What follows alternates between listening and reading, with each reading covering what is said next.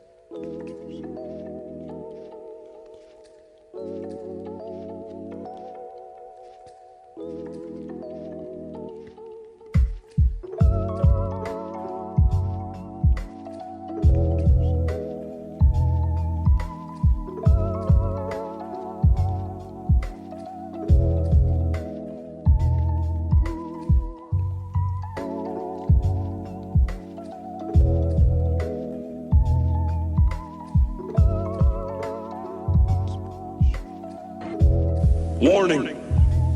The following program contains scenes which may offend some viewers. Others may experience mild discomfort, nagging backache, post-nasal drip, and delirium, followed by rapid heartbeat, swelling of the nose, throat, and abdomen, and loss of facial hair. Repeated viewing of this tape may result in the loss of one's bodily functions, redistribution of facial features, premature baldness, and a difficulty in forming simple sentences. So, if you're seriously considering a rewarding, challenging career as a lawn ornament, this is the show for you.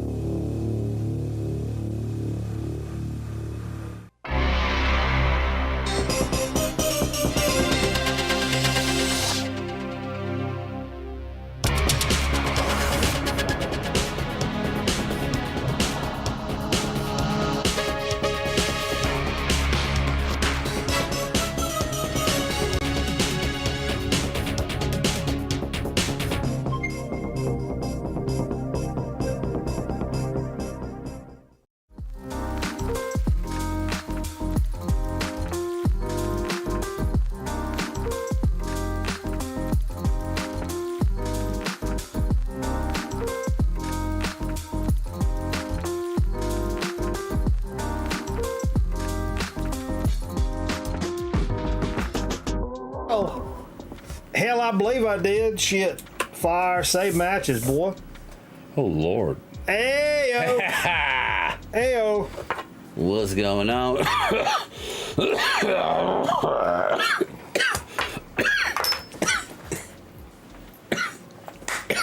How you doing? I mean, not as good as you are, apparently. Fuck. Welcome to the extra wide edition of Grown Man Rick. What's up, Trish?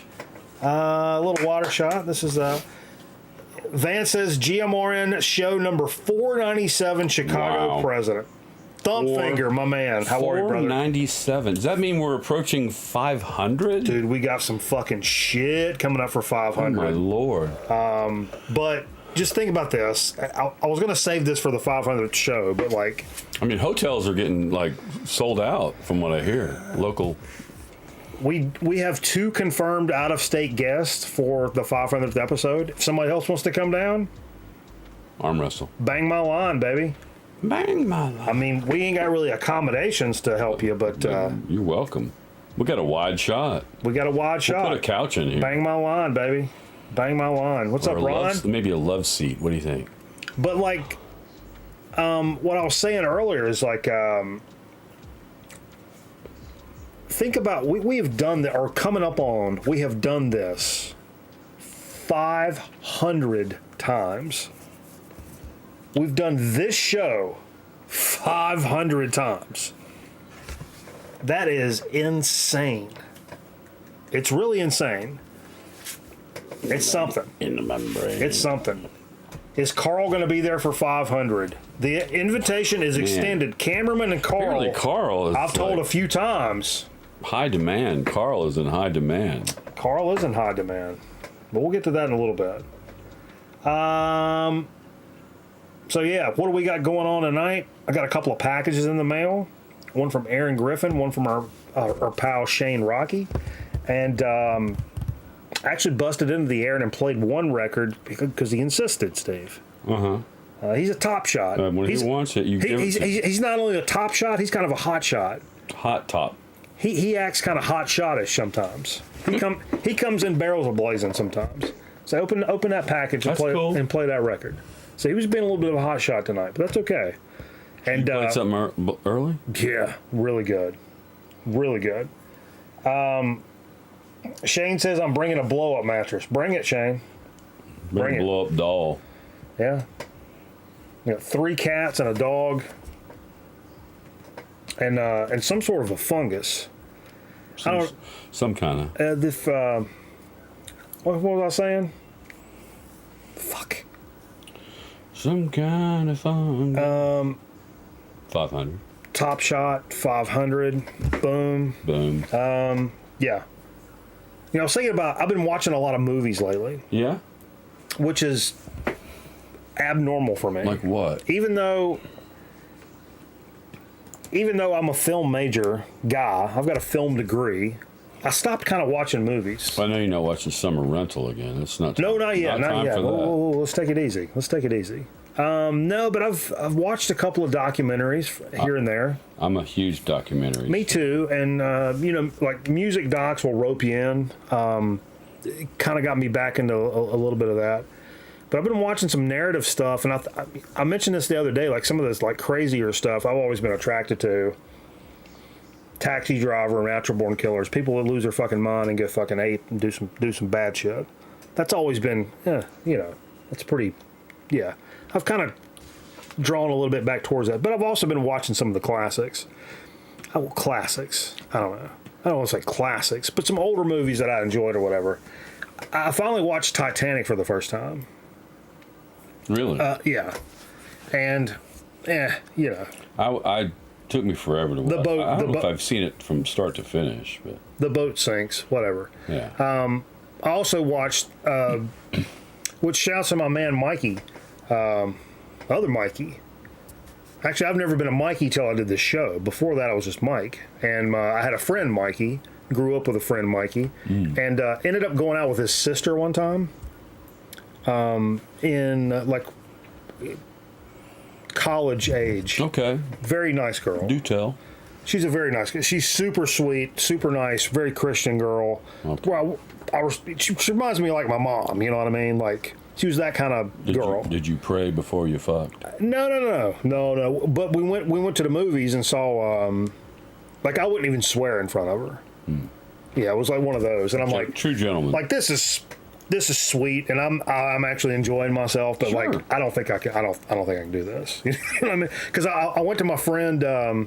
Some of you guys out there may know Rich Donaldson, old Dickie Wayne. I went to his place afterwards. Dick Donaldson? Yeah. I went to his place afterwards. I had a fucking 40 OE in my hand, and I walked in the door, and I unscrewed the top of the 40, right? I started pouring it in my mouth.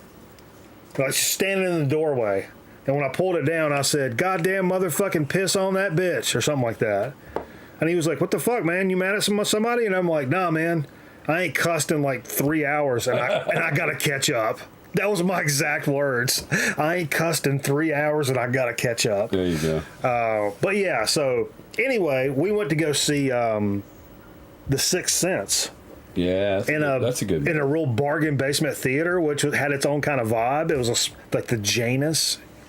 Remember the Janus? I'm not from here. Yeah, it's a small screen, small theater. It ended up being like a $2 theater, and it was like after it was like popping or whatever. And so we went over there and saw that or whatever. Anyway, but it reminded me that when I saw Titanic this week, I was like, Titanic and Sixth Sense have a lot of things in common. Yeah. Well, one major thing in common. Mm. You know what? What? I see dead people. Fuck, I keep in the wrong button.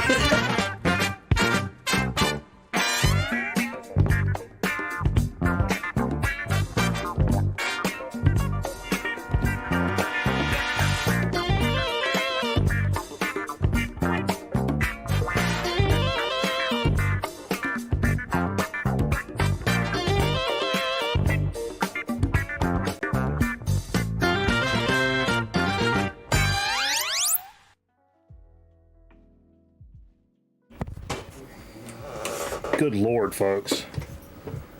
I mean, good Lord. Good Lord. God bless you, and good Lord in general. Welcome to the Grown Man Record Night program, where all your dreams can come true, and some of your fucking nightmares.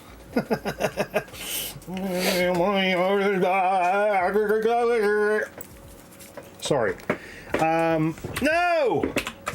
What's with the switching tonight? There's some bad switching. Bad switching. There's a switch. There's a switch. There's a wore out switch. Put in a request for a new switch. You don't get a switch. I don't want. Man, I had a really great night. I got here late, but in time. Yeah. I went to see Pincus Floyd. Pink Floyd tribute band. They were amazing. It was really, really good, and they did Animals in its entirety. Oh, that's cool. Which was probably my favorite. Even a good tribute band, I would be down to see Animals played and something. Oh yeah, that'd be good. Dogs. What's Carl think about that joke? Oh, you guys are funny. Long setup for the joke to die? Come on, Vance. Did it die? It didn't die. No. Did it die? Hey, a good wine takes time. Oh, yeah, Michael Scott Paper Company hat. Shouts to the kid who got me this. Hell yeah. It's actually a really fucking comfortable and dope hat. I enjoy it. So was that what he formed after he left the company? Yeah, oh yeah. The Michael Scott Paper Company. Oh yeah. It was money in the bank. Shouts to Merv for the bling. Ain't seen Merv in a few weeks. Hope everything's good with Merv. Dollar bill, y'all. Yeah, fart. What was I saying? Yeah, you went to a show. I did some things. Blah, blah, blah. Stuff. Yeah. And things. Stuff. I did want to mention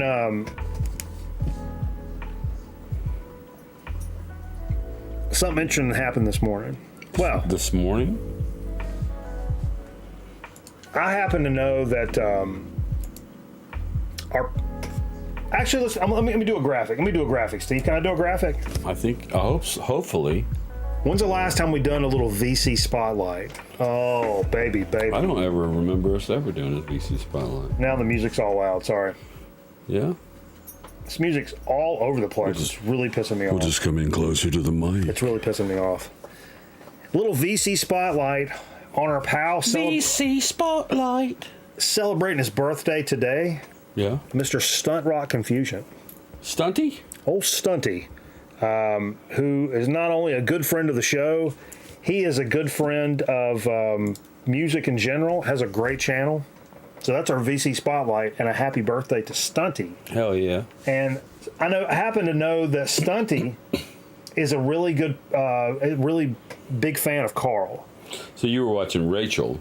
Yeah, and Stunty was mentioning he really likes the episodes with Carl. Whoa. Whoa. We went to black. And, We just can't have Carl. We can't have Carl. I'm sorry, I'm chopped liver, but we can't have Carl every day. But he likes the episodes with Carl. I like the episodes with Carl. And he likes, he said we got to keep Carl hydrated. Well, that's good. Yeah. That's important. So, anyway, special shout out. A little message from Carl. Oh, you have something from Carl? I got a little something from Carl. Oh, wow. This is great. Right off the boat. I can't wait to see it. No cap. This is right off the boat.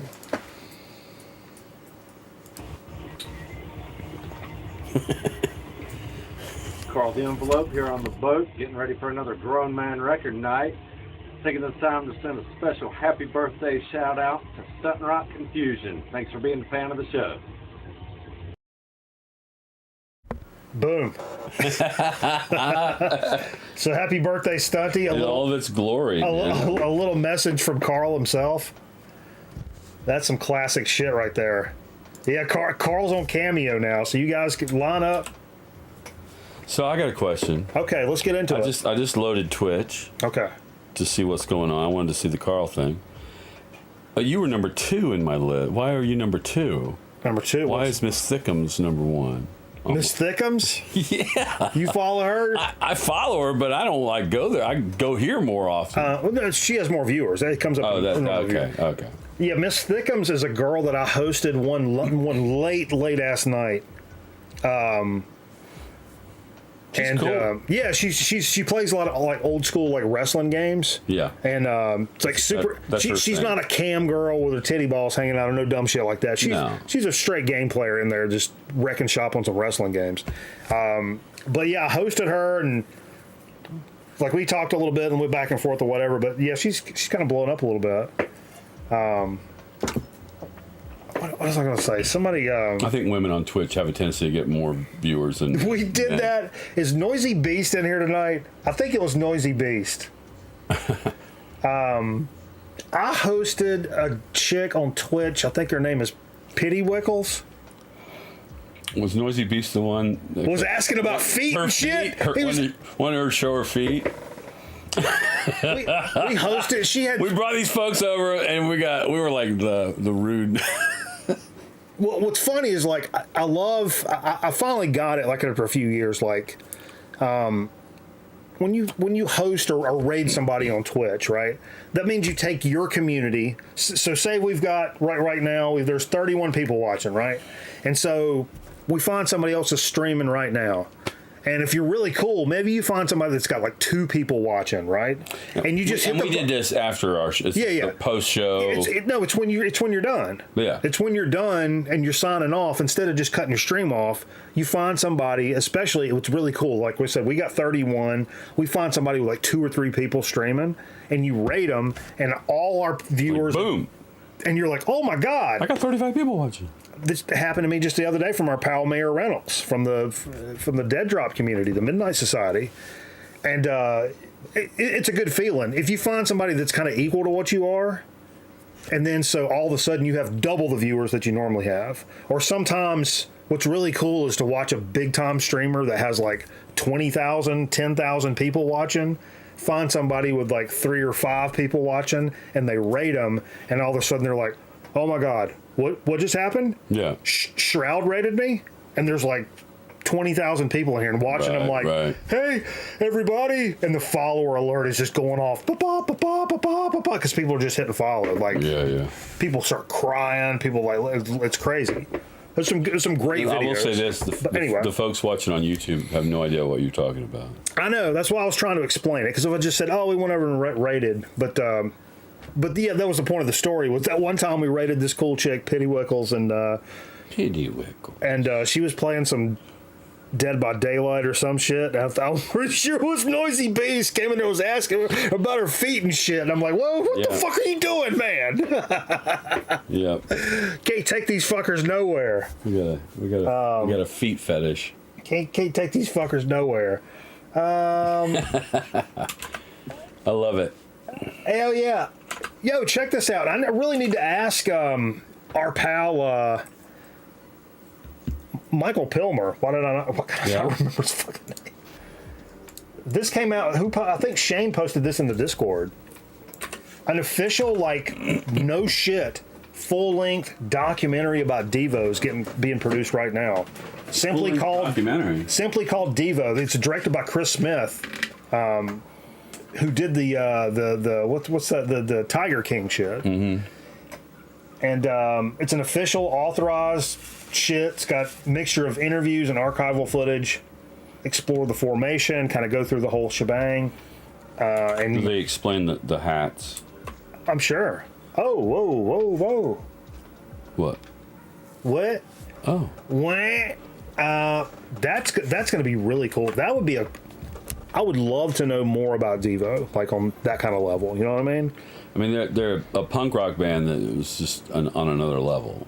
And like low key, I've got a couple of gift cards, dilly dallying around, and I'm just starting to actually like.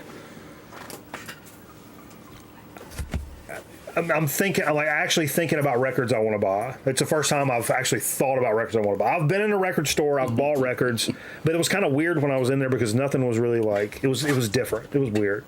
But one of the first things that kind of popped into my head, like, I kind of want to buy something is that Hardcore Devo Volume 1.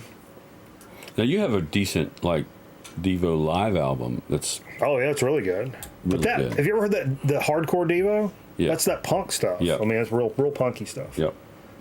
Metal Theologian just said, check out Hardcore Devo Volume 1. Yeah. That's what's been on my... It's like, I don't want to say shit. How many times have I fucked myself by doing this? But I'm going to say it right now. It's like $17 on Amazon right now. Yeah? Yeah. And I have a card I can just use. So I should Here's a question. buy it. I came across, I've talked about this album or this movie for ages, Repo Man. Oh, yeah, the Repo Repo Man. Man soundtrack is amazing. Yep. But because of all the different companies involved with all the bands, it's a compilation, and I just don't think they were able to get their shit together to reissue this album. But it's available. It's a bootleg. Really? The Repo Man soundtrack? Should I buy the bootleg? How much is the bootleg? It's like $27. Isn't it funny, like, how often these bootlegs are more than, like, normal, like... But that's doable for me. That's doable, but that was my rub about Should those, I wait? those Danzig shits. Do I think the folks will ever get their shit together to put out the Repo Man soundtrack? Or do I just get the bootleg? This is something Ryan Grayface would be good at, Yeah. because he's a soundtrack kind of guy, but he's more like horror. Although Repo Man has a bit of surreal kind of mystical horror, like almost like what's the Butt play. No, not butt play. Bromo trope, whatever that fucking Jerry's Corncob Universe. Yes, exactly. Has that kind of feel to it. Uh-huh. Yeah. Plate of shrimp. Ooh. Having some digestive problems. Mediterranean diet causes a lot of gas. More gassy. Yeah. Gassy. Gassy. The Mediterranean gas. I would love to talk to what if Pilmer's in that? I don't know. He could be in that. Do you think people in Greece fart a lot? Probably, yeah. Because of the well, they're not all doing Mediterranean, but they eat Not all that everybody. shit. But I mean, traditionally, you would have to. Let me just tell you, you would have to. I've eaten nothing but fruit, vegetables, and nuts for like 10 days. Yeah. Yeah. Let me just tell you. You're gonna. And I was super excited to. Okay, we're all grown ups here, right? I noticed, like, as I started, I made my own little like mix, and I did some like peanuts and raisins, right? Yeah. Fucking A. That's the sweet, salty thing. Yeah. And I'm not eating raisins in years because, they got a lot of carbs and stuff, but I'm off that. So I'm eating fruits and raisins. I mean, nuts and raisins. I start noticing, like, Are cashews on that? oh, yeah. Oh yeah. Oh, I've been eating cashews. That was number one. They're the best. That's the Of course, candy. they want you to eat almonds. That's the candy. No. That's low carb shit. Yeah. Oh, that's Mediterranean's like nuts. You're eating nuts. It's cool. Anyway, But I started noticing, like, man, I think raisins kind of put it in your gut a little bit. And now, let me tell you how I really learned that. A few nights ago on stream, no, I think it was after stream, and I had some regular food, and I was feeling pretty good that night, and decided to go for my 2-pound bag of raisins. Yeah. I was pulling out handfuls that looked like fucking softballs, and eating them like apples, off of like, not that, maybe a baseball, like baseball size, and eating raisins like that. Yeah. Don't do that. Don't do that. Don't do that. Bad idea. Don't do that. Really? Yeah, don't do that. Come back to haunt you? Yeah, don't do that. Get some blockage? maybe? No blockage. No, nothing about this diet. farthest blocks thing from blockage. anything. Beans, fruits, vegetables, nuts. That's all I'm eating. This is when... I'm like a wood chipper of feces. can I interest you in a bidet? A bidet is On a wonderful... USA bidet. USA bidet. I tried to mix up. The second hardcore Devo's not as good. It's good. I've heard it too, and I thought the same thing. I didn't know why. Eno does that one. It says Eno does that one. I mentioned Brian Eno this morning on Rachel's stream. That's funny. Brian Eno? Abacus said he just picked up that soundtrack last week called 60, but figured I'd never see the damn thing again, so he had to pull the trigger. Talking about Repo Man. Wow. Wow. I Hell love yeah. that record, though. Fever is volunteering for the bidet job. He'll spray. He'll spray your ass with a hose. Is that what you're getting My around wife to? installed our bidet. Eno did the first real LP? Oh, I see. Oh, Are We Not Men? Oh, I love that record. Are we not men? We are Devo. D-E-V-O.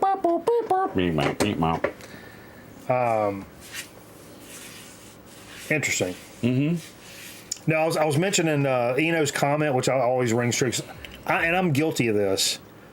People that romanticize about recording and dealing with analog stuff. Yeah. All our stuff is all analog, and we use tape, and it's like, which is super cool, and I love that shit too. And we did that too. Me, you, and Jay, we recorded that stuff on tape. Remember? It's like analog tape. But Brian Eno says people that romanticize about using tape are people that never had to fucking deal with it. Now, I will say I saw Brian Eno at the.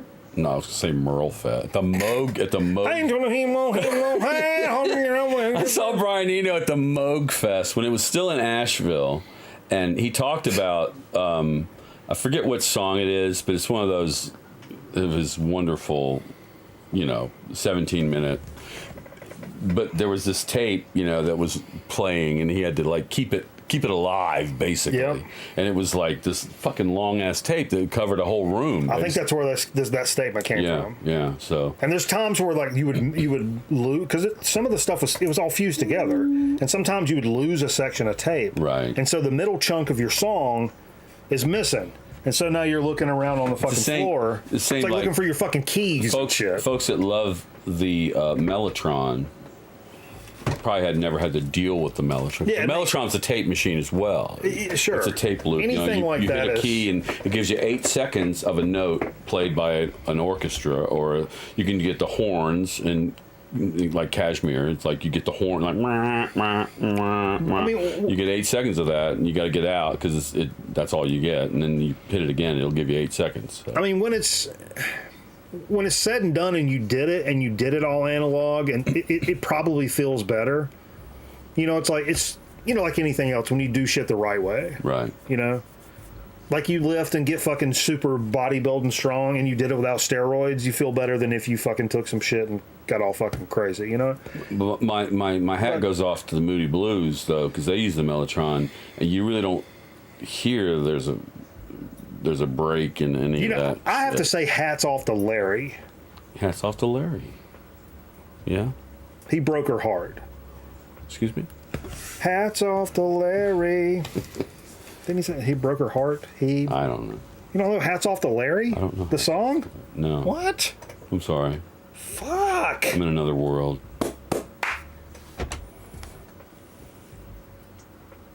Steve's on mescaline right now. No. I did finish. I had a little bit of tea left. I finished it as soon as I got here. Tea's good for you. Tea's good. Antioxidants. It's blueberry. And then we pluck it. You remember that commercial? What was that for? That one tea they were talking about. What's the different types of tea? There's green tea, and there's something else. White tea, maybe it is. Maybe. And then we pluck it. They pluck them before they're like ripe, and that's how you get this like the really mild tea. I don't remember that. Well, I think it was a Snapple thing or one of those. Probably. Man, Snapple. What happened? What happened to Snapple? Why are you asking me? I don't know. Fucking Christ, I don't know. Who do I look like? Cyndi Lauper? How thou hast fallen? Because they were on top there for a while. Yeah. I liked it was a glass bottle. I like that. Yeah. That's such a nice Snapple, and a glass bottle is one of the most not one of. It's the most 90s thing you could possibly drink. Maybe unless you're drinking a squirt. Listen to Pearl Jam drinking my Snapple. Yeah. I was thinking about going over get a Starbucks and some pesto later. But I don't know if my flannel will be out of the dryer. Who died today? Somebody, I don't even know who this was. I want to say it was like a punk pop, hip hop artist. You're making stuff up. No. I wasn't familiar with the man. Jerry Cantrell? 59 years old. That's my age. Made me think twice. That's your age? Yeah. Fuck. How old are you? 46. Okay. Well, you're getting up there. Oh, I'm way past it. Believe me. I've been to the line. You're as old as you feel. I've been to the line and crossed over it. It's quite a few times. Let's do a shot. Speaking of that, let's do a shot. Okay. Let's do a shot now. Be nice if somebody put some shot emojis in there. Oh yeah, somebody bust some shot at me. I brought my Angelou. You brought your head. outer space vodka. Hey yo, Adrian. Yo, Adrian. I'm gonna drop this. Yo, drop it. Let me get this verse, son. Let me get this verse.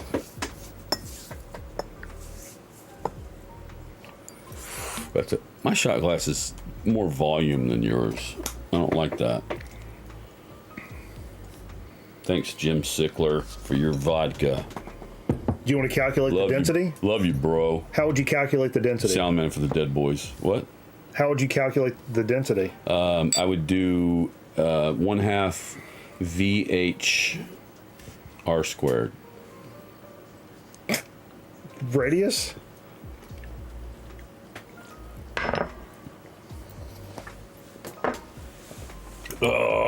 Mass divided by volume. Mass divided by volume, grams over milliliters squared. You got to know the mass, though. Milliliter squared, yeah. That gives you your density. Dense as a fuck. Hell yeah, boy. Hey, Tink, what you doing down there, girl? Playing football. Okay. She's a #1 player for the USA. Razor sharp. You ever been on the USA's football team? #1. Razor sharp. Hey, look. How do you sit on Bob Marley stuff? You a big Bob Marley guy, like most people? I mean, I love Bob Marley. I only have one. Maybe I have two now, but for the longest time, I had the Burnin', the Wailers album. It's not Bob Marley; it's the Wailers. I tend to like a lot of the Bob Marley tracks that are not very popular. And I will say my favorite is Exodus, which I think you have. I have Exodus. It's kind of a beat up copy, and that's the only one I have. Movement of Ja people. I mean, I feel there's better, more interesting reggae to have, especially stuff that you've heard 1,000 times. Sure. It's like being like, yeah, Led Zeppelin, classic rock. Like, yeah, but you know, maybe there's other stuff. You know what I mean? And which at times can take away from the fact that there's a reason everybody fucking loves Bob Marley.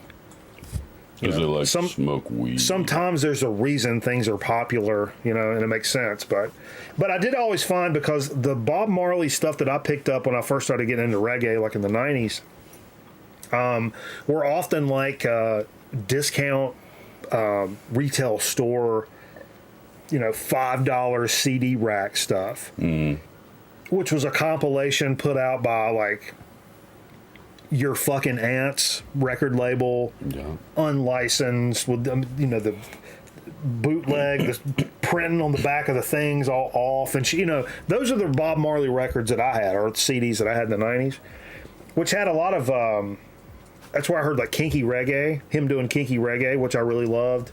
But the one that's not on a lot of stuff is I need a hammer, a hammer, a hammer, a hammer to hammer them down. That's my favorite Bob Marley song. Need a hammer? Yeah. They keep pushing me, won't let go. Yeah. That's my favorite Bob Marley shit. But that's not on. I don't even know where the fuck that's from. Why are you talking about Bob Marley? All of his shit got reissued today. Like all the main studio albums, I don't have a graphic for it. They're in print and out there right now, and I'm sure they sound good enough. You know what I mean?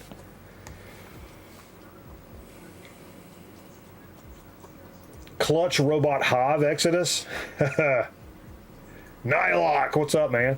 I was really intrigued to learn of Dred Zeppelin, Icelandic reggae. What's up, Sean? When Ragnar sent us a bunch of shit, there was the first time there was a ton of like reggae, but it's Icelandic reggae. I love that. I've got that. It's one of my favorite. Actually, it's probably my favorite reggae record I've got. I don't have much at all. The Alpha Blondie record. Remember that? That's like Dutch. It's Dutch reggae released on a French label, I believe it is. Mm-hmm. But it was an interesting take on like kind of. But it's cool. I love that shit. It's funny to see like somebody like a landlocked European doing island music. Their take on island music. It's like, but honestly, it's no different than like a scene exploding from things like desert rock, which we'll get into desert rock here coming up a little bit. But like that whole vibe, then it's people say it over and over again. It's reflective of the environment that it was created in, 100%. Right. And when you hear it, you just know, that's that Palm Desert sound of stuff. Right. You can't help it. It sounds cliche and shit, but it's an actual thing. But the fact that look how far that's evolved, and even so much so like bands like Truck Fighters and shit like that over in Europe are like. There's some other ones. I think there's actually a band called Palm Desert, but I think they're Swedish or something like that, and it's just straight up dick suck homage to Caius and the whole like Palm Desert scene, which God bless them, and it's good music, but it's funny to hear their take on it. Yeah, they're fantasizing about like what desert life and shit like that is. Right.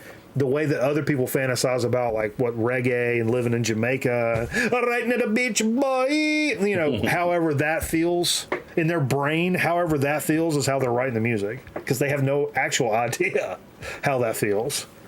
So that's interesting. Let's get into it. Okay. Football. Touchdown. B-ball. Oh, b-ball. Some good b-ball last night. I don't know what's going on tonight. My team. We have a. Football town? No, we have a. Hold on a minute. The Grown Man Record Night NCAA bracket. Yeah. Why can't I fucking think of bracket? Bracket. Well, we have a bracket. And I think who's winning the bracket right now? I moved up pretty good, but also Houston lost. So things have been switching around big Houston time. Lost? Tonight. That was my team. Me too. I had them going all the way. A lot of people did. Sean says, you want to watch my world premiere? The cover of his cover of Money comes out next Friday. No copyright worries. Oh. Really? Baby, Sean. Nice. Hell yeah, son. Way to go. Fucking A, man. Sean's a beast. Hell yeah. He's a beat beast. Beat beast. Double B. It's raining here in Chicago. Tomorrow, snow. Dude, it's like I'm wearing Crazy. shorts. It's like 85 today. It's the first time I freed the calves all year. I was getting sunburnt today. Flexibility, Steve. I was up. There you go. Look at that. The fuck? I'm going to submit myself.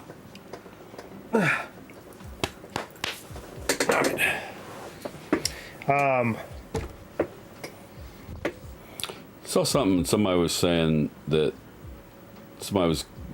folks who like slap should be like expelled from wrestling.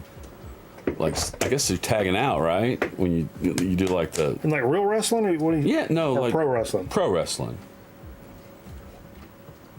Well, they do. You talking about doing this number? No, Or like actually tapping out? tapping out. I think, They should be expelled? which is I'm thinking. What? No, that's part of the game, right? It's part of the show. What? I don't know. Trademark. What's going on, dude? I'm not a wrestling guy, so anything I say about wrestling is just probably stupid. So. I'm not. I don't know what you're talking about. I'm a little confused. I think you're effed up. Aaron said, "What the fuck is Steve talking about?" I will find it if I have to. Okay. It was in my Microsoft feed today. It was like you get those like 20 screens of shit, you know. One of them was about wrestling. I'm like, Hotmail. Why am I getting laid off? Hello. Okay. Hotmail. Okay, Hotmail. Fuck. They told me this worked. Hey, I was at the cricket store for 4.5 hours. They told me this shit worked. Oh, God damn it. I love America. You ever been to football town in America, Steve? I have. Whoa! Man, major fucking news. Oh, my hand's bleeding. Nope. I'm freaking Did you? out. Speaking of wrestling, Yeah. you see this whole furor about Pat Sajak putting this Oh, no, what'd he contestant? do? He put a contestant. This contestant was like a, you know, he did some wrestling or whatever. It was Uh-huh. one of his things. He was also a bar trivia host. That was his claim to fame. Bar trivia host and wrestler. And so he like swept the whole game. He won the final. He won like his whatever. He won like $70,000.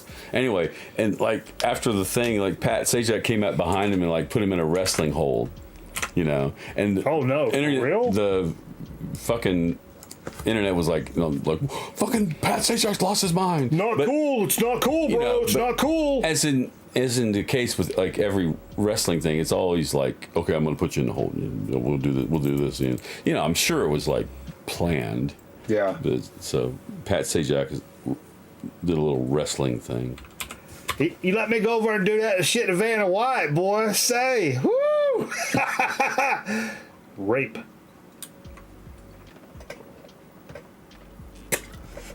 No rape. Why'd I get quiet? I don't know. I'm just joshing, Steve. Yeah. I was just joshing.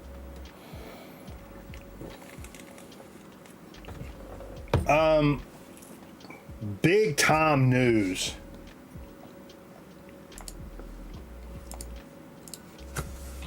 Brand new Acid. I was going to play some tonight. Brand new Acid King record dropped today.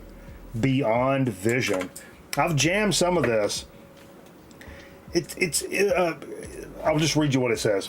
Beyond Vision began as an experiment and became the path to a silver future, marking the dawn of a new era for the band that historically relied almost exclusively on thunder riffage. It's true.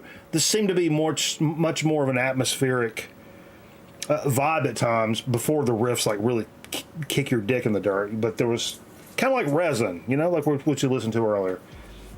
Recorded by longtime producer Billy Anderson. Billy Anderson's one of the studs of the industry doing this kind of shit. People even consider it a concept record.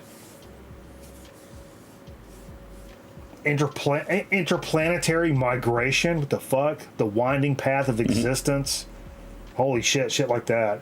Blistering guitars and swirling power dirges. IOU. Aplenty. Beyond Vision is undeniably Acid King. Now in widescreen Technicolor and Interstellar CinemaScope. What? Well, the stuff I listened to was killer. Did it stack up against Busey's Woods? No. But killer, they have a new record out, and I'm not gonna throw shade right now because I heard a couple of tracks online. Because maybe I wouldn't have liked Busey's Woods as much the first time I heard it. I don't know. I don't remember. So I'll give it its day in court. But also a killer. I mean, such a killer. I mean, it's one of the top, I would say, top 5 at least. If you're going to rank like stoner, desert rock, royalty, Acid King is in the top 5. And Lori S. as a guitar player, as a riff lord and singer as well, man, whew. She's fan-fucking-tastic. Fantastic. Oh, you sent the link, Sean? Yeah. Watch this stuff right now. I don't give a fuck. What are you doing, Tank?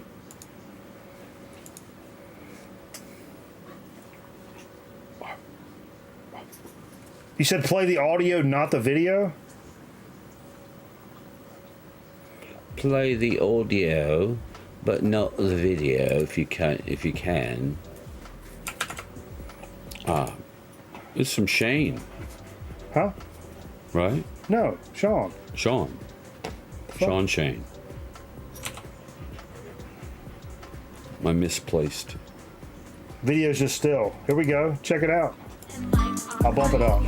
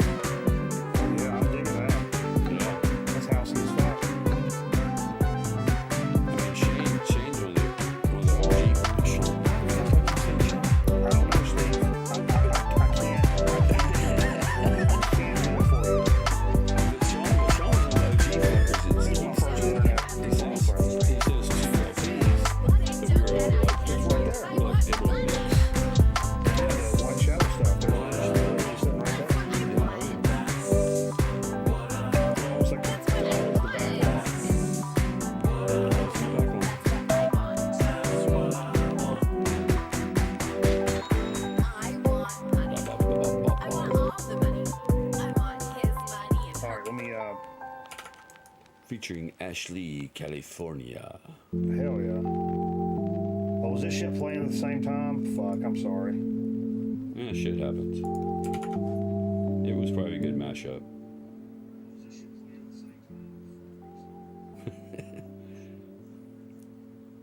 Shit. I had 2 audio sources. I'm gonna play it again, Sean. We'll wait a little bit and we'll play it again. We'll keep moving with our fucking shit, but I'm gonna go back and play that again and give it a clean, nice listen, because that was fucked. I'm sorry. I'm sorry, dude. I'm sorry.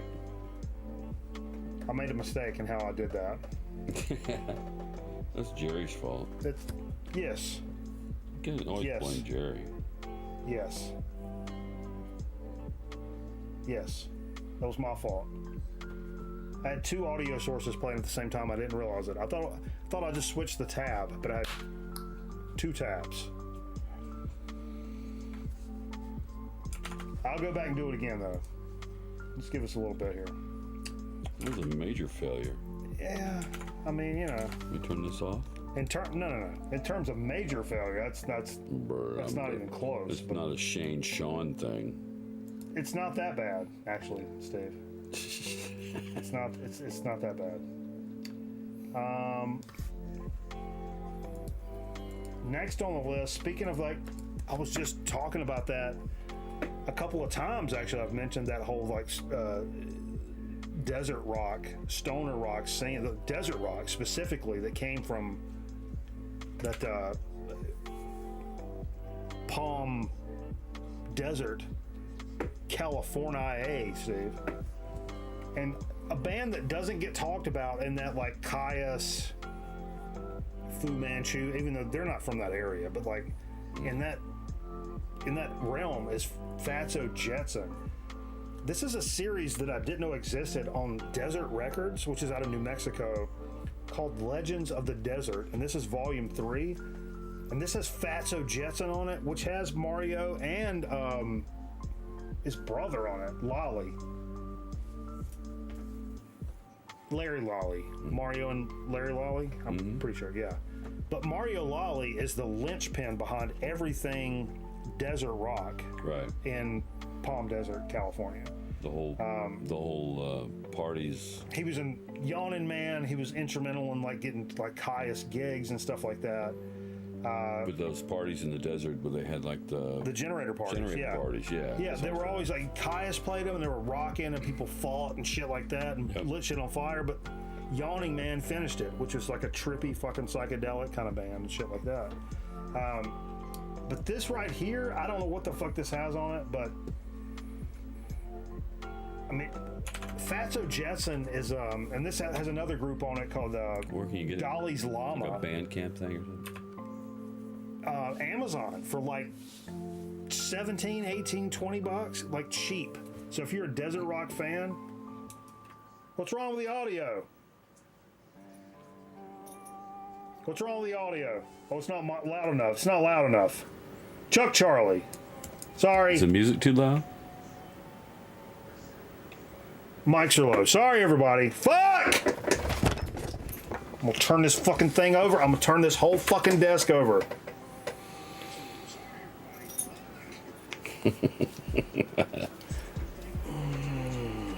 Serenity now. There you go. Serenity now. It's good now. It's all good. If you've never heard Fatso Jetson, I love what they do, and it's the same kind of vibe out there. It's not super aggressive and gnarly like Caius or anything like that. Much more of a blues tip. Still some good like core stoner riffage, but much more of a blues element to it, and they just really vibey shit. Really excited that because a lot of Fatso Jetson stuff is kind of tough to pick up, especially the stuff that you want. And really nice to see what this is. And I'm not super familiar with Dolly's Llama, but that's Michael, obviously got to do with fucking Mario and Larry Lolly. Lolly, Given get the your name, adverb. so Lolly, get your adverbs here. move the alcohol before I flip it. That's not my alcohol. Don't worry about that. Mine's in the freezer, monsieur. Fuck. But yeah, check that shit out. Books. Check them out. Bugs, chickle bug. Hey, Mr. Bizarro last night, Steve. Yeah. He did one of his like the album spotlight shits last night Yeah. on Guru. The krautrock. The krautrock band, Yeah. Guru. Which I actually have never heard Guru, to be honest with you. I sent you that link. I was like, man, right along the lines of Brain Ticket kind of stuff, you know what I mean? And really enjoyed that. So this popped up today, and I was like, wait a minute, what is this? And so I checked it out. This is called Guru Freakout, and the name of the album is Mothership. And I was like, has to be related, right? I've seen that. This came out in 2014. Wait. This is the original guy. Do I have that? Do you have this? I think I have that.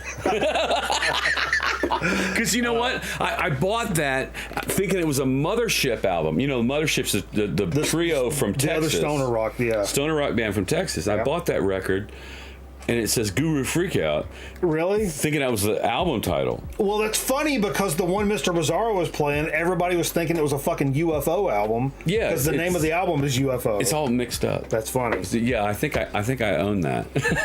That's hilarious. So I was interested in any like Guru or like, you know, krautrock fans from back in the day. What you think about like It's funny I said I never heard these guys, and I actually Manny? How do you say his name? Manny Neumeyer. Neumeier.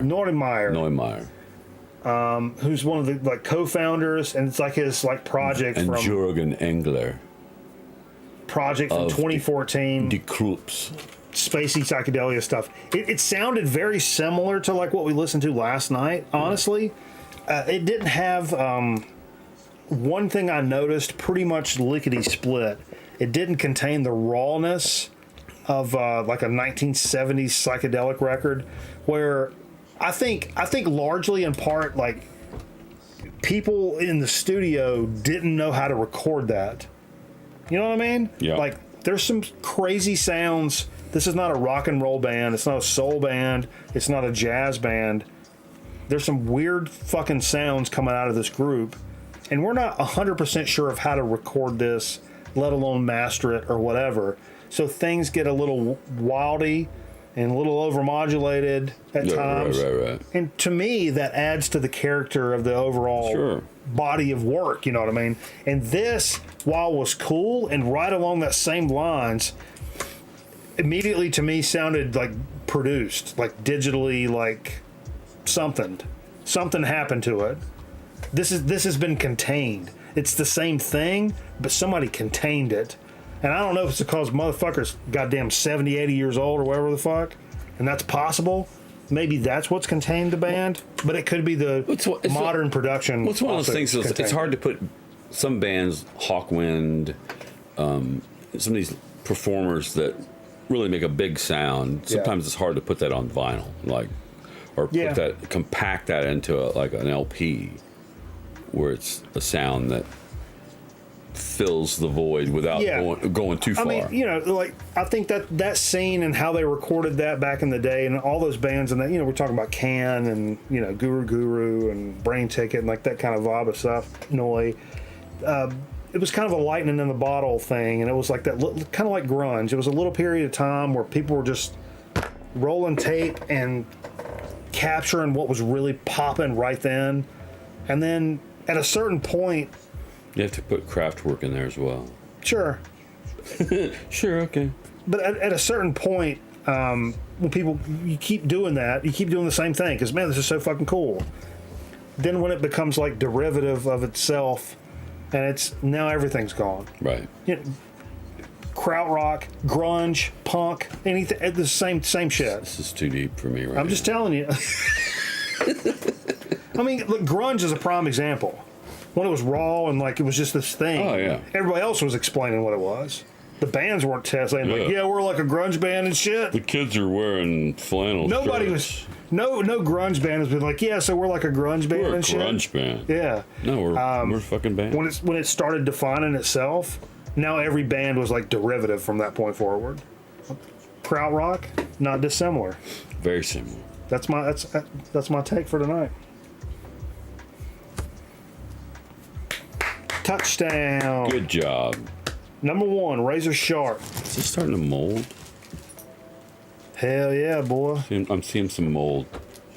Did you, really? Because I ate some earlier. My cornbread. Is that my cornbread or is that something before? Mr. Hartunian!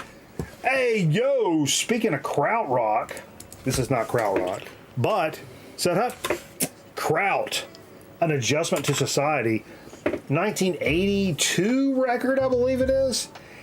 These guys have come up on some mixes that I've listened to, but I wasn't super familiar with them. Very instrumental in the very instrumental in the early New York City hardcore scene. Kraut, which is a great name. Speaking of a couple of guys that have been in a band called Slaw, a band called Kraut. Oh, yeah. It's pretty awesome. Right up the alley.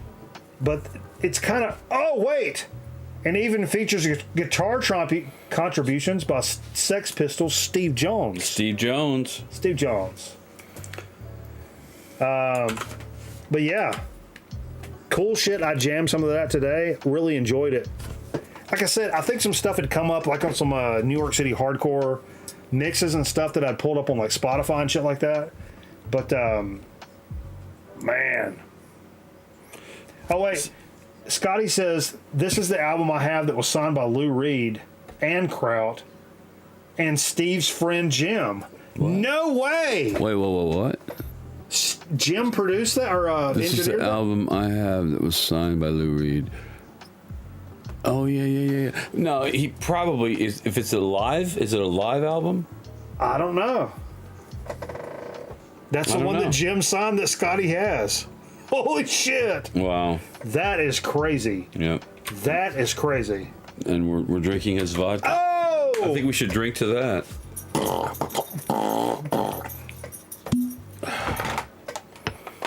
Let me say something to that, Steve. Can I talk about it?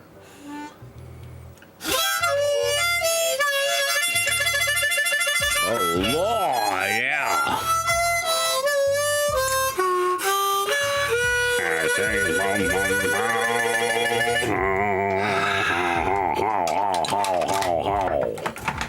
Man, who is it that sings LaGrange? Is that Dusty Hill?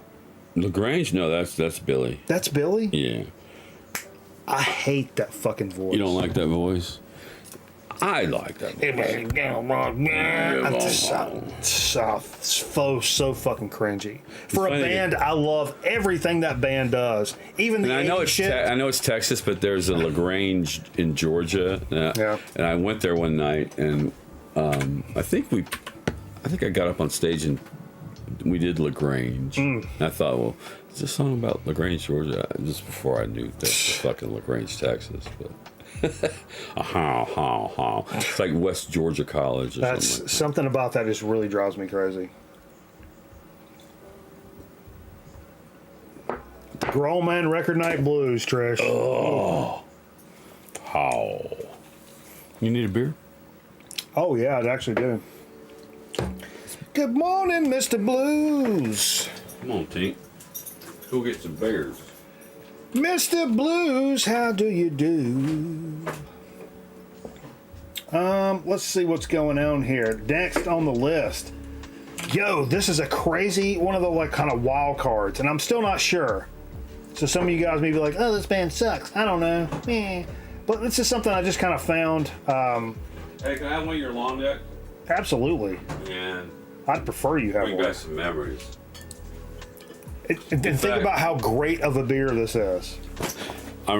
High school days, you could get a case of long necks, but they didn't have any. They hardly. They might have said Budweiser somewhere on them, but they were really just like nondescript. Budweiser in a bottle. Now that I'm not drinking a shit ton of beer. I'm not saying I'm not drinking, but I'm not drinking a shit ton of beer. I ain't drunk. I bought a 12 pack for the weekend. I'm just drinking. Which means I want these for food. Okay. I don't like liquor with food. I like, get your carbs with good 12 ounces of beer. Yeah. How many carbs in a 12 ounce Budweiser? 10.6. Thank you very much. You want to look? This man, no, I don't need to look. I will say this: knowing you, as long as I've known you, you're a master of knowing every fucking beer and how much carb content and alcohol content they have. You know what's crazy? What? How much do you think the same amount of a Guinness has? That's what blows my mind. You've schooled me on that. No, I told you about the alcohol I would just assume alcohol content. Oh, alcohol. I'm not talking about the alcohol content. Blew my mind because it's only like 4, right? Guinness, regular Guinness is 4.5 or something, and Guinness Extra is 5.5. But you would think it's like, oh, this is Guinness. This is a strong beer. But on the same ticket, you would think, like carb-wise, everybody's like, Guinness is a loaf of bread. It's loaded. It's a loaf of bread. It's a loaf of bread. It's actually lower than Budweiser.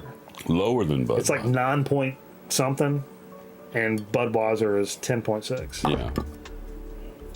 How about that? Beer time.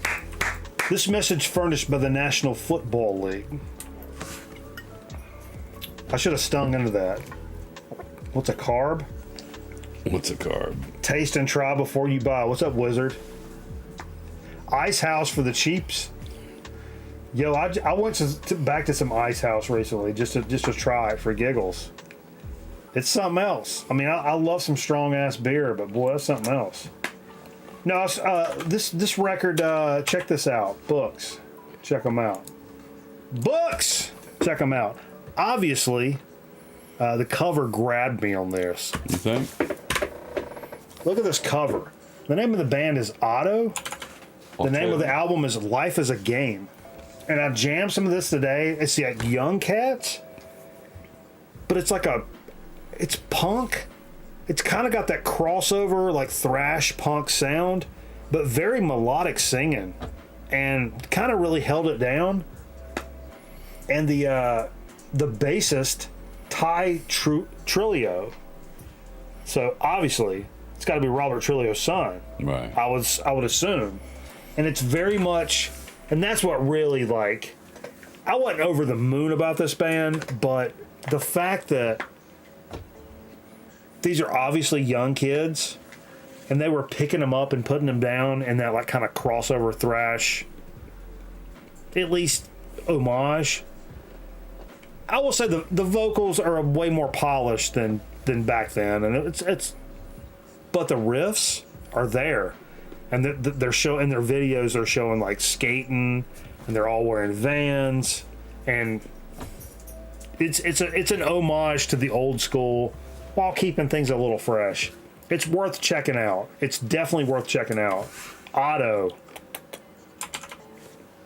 Life is a Game. Books, check them out. I'll mention this. Our pals in Holy Roller just recently played with these guys along with Holy Roller's coming to Ramcap. I'm going. Are you? I'm going. I'll be there. Atomic Bitchwax live at Freak Valley Fest. This came out.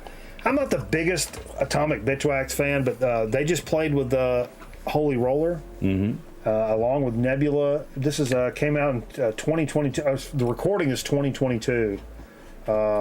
A psychedelic, heavy rock and roll and stoner trip, a must-have. There you go. So if you're into that kind of shit, that's where you're gonna want to be right there. Live at the Freak Yeah, Valley check out Otto, Adrian. It's cool. Freak Valley Fest. Live. There's a gas station that sells 100 proof moonshine in the middle of nowhere. let me tell you something. Let me tell you something about the moonshine. Moonshine ain't 100 proof. No, sir. No, ma'am. That's a young lady. I don't know who we're talking. I wasn't paying That's no attention. ma'am. I wasn't paying attention. Okay, that's fair. No. I love old Popcorn Sutton around here. He had a little jar. He's like, I guarantee you this is 4 fights per pint. We even like, man, I remember the early days of record night were 100% fueled by moonshine. Yeah. Oh my God. In fact, Popcorn Sutton. For a time, I could get his formula. It was good. legal. It was really good. You could taste the corn. Tastes like cream corn. I had to go to Georgia to get it because you couldn't get it here. Uh-huh. It's gone. I don't know what happened to it. It's lost their license or something. I lost their somebody's. I don't know who. If I could find out who has You sound like an owl over there, Steve. Who? But yeah, that was my favorite legal moonshine. Yeah. But you get some pretty good, or your dad gets some pretty good moonshine. Yeah, we were getting a lot of good moonshine for a while. I was getting some good moonshine from that dude up in North Wilkesboro. There's that picture of me and cameraman, both wearing overalls. It's like New Year's Eve, and we're both reared back like this, like we're punching each other. And there were times like I remember me and the fiance, we'd drink some moonshine, we were getting all fucking crazy and shit.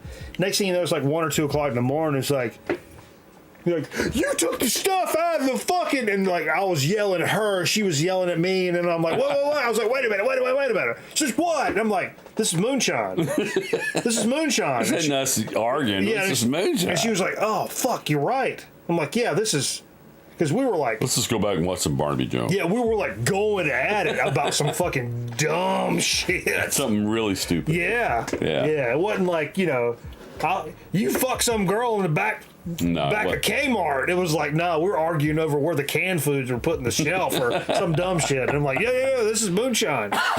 That's what moonshine makes you do. It does. Moonshine. Nothing makes me more like, man, whew. You give me a pint of moonshine and put me in the fucking octagon, and let's see what the fuck happens. You're pretty good at like the shake to figure out what the proof. The proof is, right? Yeah. See the bubbles. You take the jar and turn it sideways like that and shake it like this. And you shake it and see the bubbles. You can tell how. See those bubbles dissolve real quick? Yeah, that's vodka for you. They filtered that shit 5 times. That's what 40 proof. Yeah. 80 proof, 40% alcohol. Yeah. Looks like. That's 80 proof. Some of the big. Sometimes you get in moonshine, you'd end up with some big ass bubbles that take a long time to pop, and you're like, all right now. Son, you go first. Son. You go first. Yeah. That's good times. Never had good moonshine. All I had was some Montalter and shit. Yeah. I mean, yeah. Well, that's a good thing about being in North Carolina. I think you can get some good moonshine. If you're into NASCAR or moonshine, North Carolina is numero uno. It is. Or red drum fishing on the Outer Banks. There you go. Boom. We're also watching Tour of Duty over in the Atari Alcove. The greatest Vietnam show of all time. You think? Oh, not a doubt. It's not a movie, it's a show. Okay. Came on CBS. Show? Yeah. What's it called? Tour of Duty. CBS. Yep. CBS Sunday nights, or no, Monday nights. Monday nights at 10 p.m. It was the only show my parents let me stay up for because I was just... What year is this we're talking? Late 80s. Yeah. From probably 87 to 91 or something like that. Good stuff. Especially, I was in the era of playing war and 10 to 12-year-old kid. I'm an NBC man, which basically means I don't watch TV because there's nothing good from NBC. Sorry. My two dads. La Brea was good, but I'll bet Bananas is starting to think about a whiz right now. Actually, I'm thinking about a fart because of all these. Actually, I thought about a whiz the whole way down here because I forgot to pee at the club. The butt club. Pincus Floyd, they did their whole show. They didn't take a break, and so I ain't going nowhere. And so I ain't afraid of no ghosts. After the show, my guitarist from Leadneck was there with his girlfriend, and we were outside talking about how amazing it was and how we need to, because we're doing a show I think it's either whenever Halloween falls. I don't know if it falls on a Saturday night, but anyway, that show, I told the guys, I was like, look, the whole first set we're not doing any fucking Led Zeppelin. We're going to show people we can do whatever the fuck we want to do, and then we'll do it. Backfield in motion, yeah, and you guys do that one? No, we don't. Okay, that's a good song. But that first set's going to be anything but Zeppelin, and I was telling him definitely wanted to do some. Oh, that's britches. Wanted to do some. That looks like a butthole. Floyd. Yeah, that does look like a butthole. That's when britches look like buttholes. I don't know where I was going with that, but anyway. This message furnished by the National Football League. Let's get into what we played. We're just now getting into it. Wow. I know. This is... We're working up to the... can blame the mold. 500 episode. Blame the mold. We'll bust through this quick. Hey, 45, 45, 45, 45. Now, I wanted to play a little compilation of some early jazz called Reefer Songs. Wow. It's all about smoking reefer. That's a nice compilation. Right We do there. not recommend anybody in the community No, not at all. ever take up We just love jazz. any type of recreational drugs. Obviously, that's a no-no. Don't do that. It's not worth your while. Fuck. Nope, you're good. No, I'm not. Oh, shit. King of Beers is foaming up the mouth right now. I kicked it all over a bunch of records. There you go. Oh, God. No, you're good. No, probably not. No, you're good. It's a carpet and... Nah, fuck the carpet. Fuck my carpet. Used to be this powder you could get for your carpet called Love My Carpet. I remember Love My Carpet. Carpet. Yeah. They don't sell shit like that no more. I don't, The sprinkles? Yeah, Oh, yeah. I live by the sprinkle. Yeah. That shit worked, too. It's probably some shit cancerous Yeah. Talc. talc. Talc. Talc it up, baby.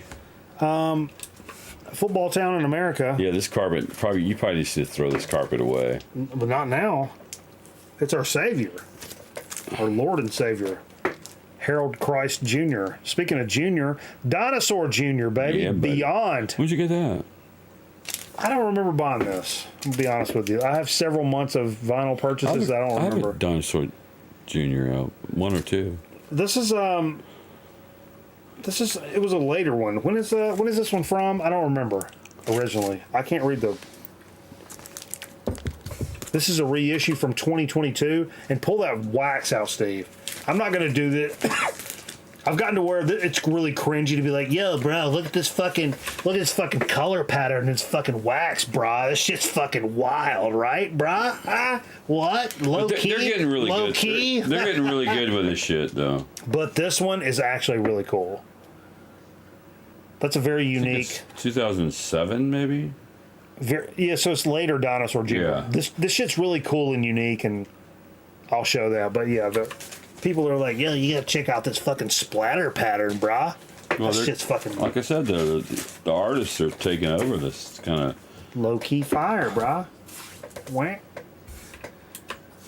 Steve, I was pretty adamant about this earlier. I was like, this was an absolute staple in Grown Man Record Night shit back in the day. And when's the last time we pulled this shit out? And how much of a fucking killer record is this? Nectar's Tab in the Ocean. Oh yeah, you played some Nectar tonight. I played some Nectar. Damn, we haven't played no prog in a while. And this is so psychedelic. That's a good record. Nectar is such fucking great shit. And look, that's like, what is that, $5 or some shit? Yeah, Tab in the Ocean. It's been reissued. You can pick it up. Yeah. But yeah, Look at that. it's a great. I think it's their second album, maybe. Yeah. So killer. When I was playing this tonight, I was like, God, man, why have we been sleeping on this for so long? 72. And in the early days of Record Night, we played the fuck out of Nectar. Yeah. Especially that one that we were in love with. What was that? Take a trip. Yeah, their little rock opera. Something about the time. The first songs. Take Not a remember trip. the time. Yeah. About the time. That's the one I sent. I sent that to DJ Trish, actually, and she put it on her compilation, and I won her little contest a couple of years ago. Really? Yep. You're a winner. Like the I think, what was the contest was like something she didn't know or something. Oof. An absolute stone cold hip hop classic. Number one. Remember the Future. Remember the Future. Yeah. Yeah. Number one. Wu-Tang is for the children. Oh, baby. Never forget that. The Genius, the Jizza, Liquid Swords. Oh, my God. The Kung Fu samples on that first side, like Eric Weinbender was mentioning that. It's one of my favorite albums of all time. Not just, yes, hip-hop, but, man, it's just so... It's that the side A of that... It's just so perfect. just so perfect. Pulled this out. This was a dig of the week from last week. Iggy and the Stooges, More Power, a live recording. Which Jay was like, this didn't sound all that great. I'm like, have you heard live Stooges recordings? Some of these sounds like people pissing on trash cans. This one sounds pretty fucking good. I have to say, this one is an actual legit good recording. Is that the one you recently picked up? Yeah, well, it was a dig of the week from last week. But there was one I was getting ready to pick up that was kind of like it was like a record store day or some shit. Yeah. And then I like listened to like a sample, and I'm like, this is awful. It was him doing like homage. No, I've got that down there. Oh, it's not you live. actually bought that? Yeah. I've not opened the seal. I'm either going to take it back and trade it or sell it on Discogs. I could get more money on Discogs. I guess it's this year. Get off your phone, Steve. I'm not on my phone. I don't even know where my phone is. I don't know. Nate does a great cover of King of Twilight. Sorry, I'm Spirograph. I just saw Spirograph. The amazing Spirograph. You know what? I saw when I was at Ramcat, Spyrogyra is actually coming to Ramcat. Oh, really? Those guys are still together? Really? Yeah. Spyrogyra? Spyrogyra. Wow. Speaking of mixes, should send you my newest one. Oh, hell yeah. What's your newest shit, Trish? We love it. Metal Theologian says the UA press of Tab in the Ocean sounds way better than the Passport, if you can find one. Oh. I thought this one sounded pretty good. I mean, on my modest system, it sounded, nothing jumped out at me.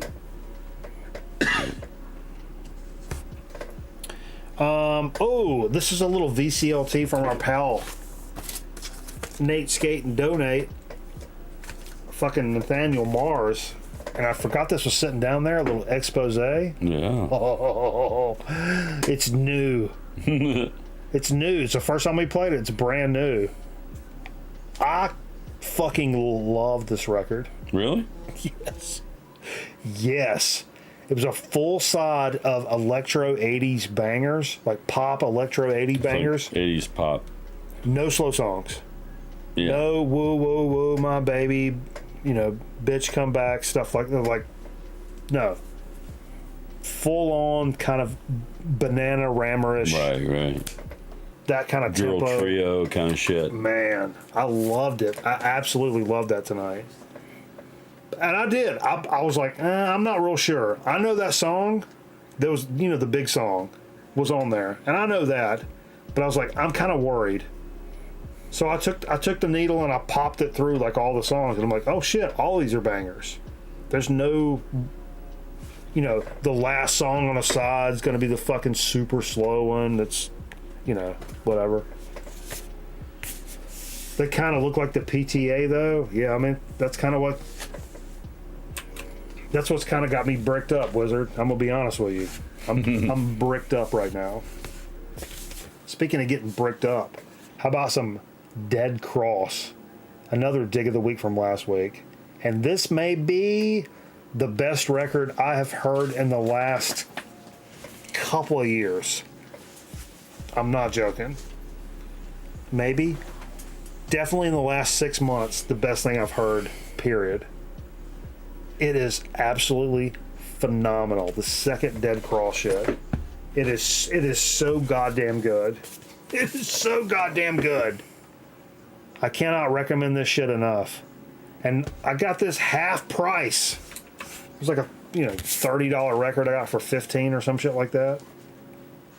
Mike Patton, Dave Lombardo. On Ipecac. On Ipecac. Holy shit. But I'm pissed off, Steve. Oh, clear. Yeah, it's clear. And you know what else it was doing? Skipping the very first time I played side A of this record. Really? Yes. But apparently from some of the people in chat were saying that that's like a known problem for this record. You just got to adjust your needle. Oh, it's fucking... Add a little weight to it. Oh, I'll add weight.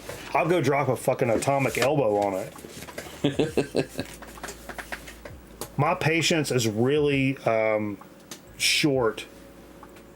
I was trying to open a package of ketchup the other day. Yeah. and I couldn't get the little tear thing. Got to be in the right place. Yep. I was in the wrong place. Yeah. So I took the salt and pepper shaker and the napkin dispenser and everything else that was on the table and raked it into the floor and across the room and into the side of the wall. Because you couldn't open the ketchup packet. Because the ketchup packet wasn't playing ball with me. Okay, well, there you go. I'm just telling you, that's kind of where I am today. Here's the thing. You can buy ketchup in a whole bottle. No, this is at the nowadays. station. This was at the station. Okay. Yeah. Okay. It was like, oh, package of ketchup. Boom. I'll just do this. You did this in the break room? Yeah. I slung shit across everywhere. There you go. Yeah. I'm 2 inches from just punching a hole in like the middle of one of the machines. That's that guy. He's upstairs. He's kind of mental. Yeah. I'm back to that. Because a lot of, like, when I first... come downstairs to heat up my food. When I first started there, like when I first started the, in like the fantasy football league. Yeah. I remember Noel being like, "Yo, and Mike Miller's playing." He was like, and everybody was like, it was like, crazy guy from upstairs. And they're like, "Oh yeah." That's how, like, I was like 25, 27. That's like 20 years ago. Like they were the crazy guy upstairs. I'm like, "Oh yeah." Well, Now we know. and now I'm the crazy guy upstairs again. All full circle. Bam! Our pal Jay Ovatory's new release, Holy Roller. What a killer fucking record, man. Yep. I like this more and more and more and more.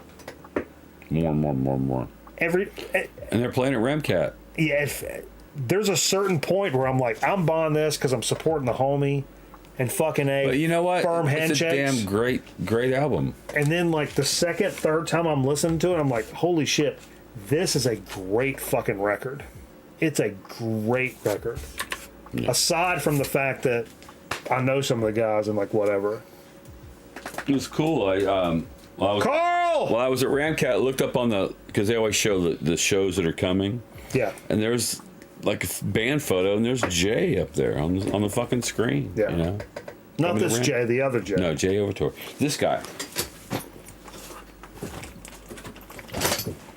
That guy. That guy. Yeah, it's really cool. And Come here. they're fantastic, man. Vance cashed in some banana bucks to hear the resin Bebo. record he sent. Bebo. Holy shit, we're just talking about the brand new resin record that came out last week.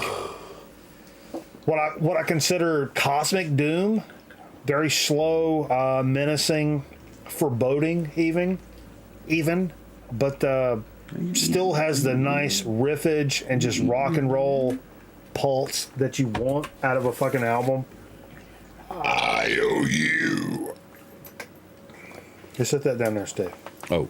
Oh, now I'm thinking about a piss. No, you ain't got it. No, just because I'm getting close to the end of the. This one, for me, absolute standout record of the night. From the first year that I really started like collecting records, the fiance got me this for Christmas. Sonic Youth, The Eternal. I think it came out in 2009. These records are so thick. They got to be 200 grams a piece. Yeah. They're so thick. And also, they sound absolutely phenomenal. Really good press. When you put this on, compared to like whatever it was we played like last, it was like night and day. It sounded so fucking good, man. So good. I forgot how much I really, really, really love this album. And thanks to my cats, that's what happened to the end of it. Ow! Welcome to living here, folks. But killer stuff, man. Yep, this is a great record. It really is. Marathon? Is that label? Anyway. I don't know. That's kind of my style of art too. I love that style of Oh, art. shit, this is heavy. Right? It's 100% heavy. You can tell a difference. It's like 200. Dig of the Week from last week. Also, Neon Christ 1984. This is, man, this stuff's so good. It's a hardcore record. I had no idea this was a hardcore record, but it was at $21.99, marked down to $14.99, then take half price off of that. So I got this sealed for like $7.50. There you go. Sealed. Dude from Alice in Chains. Bougia. First release in over 30 years. Got a 12-page. Good deal. The fuck? The fuck was that? The fuck was that, son?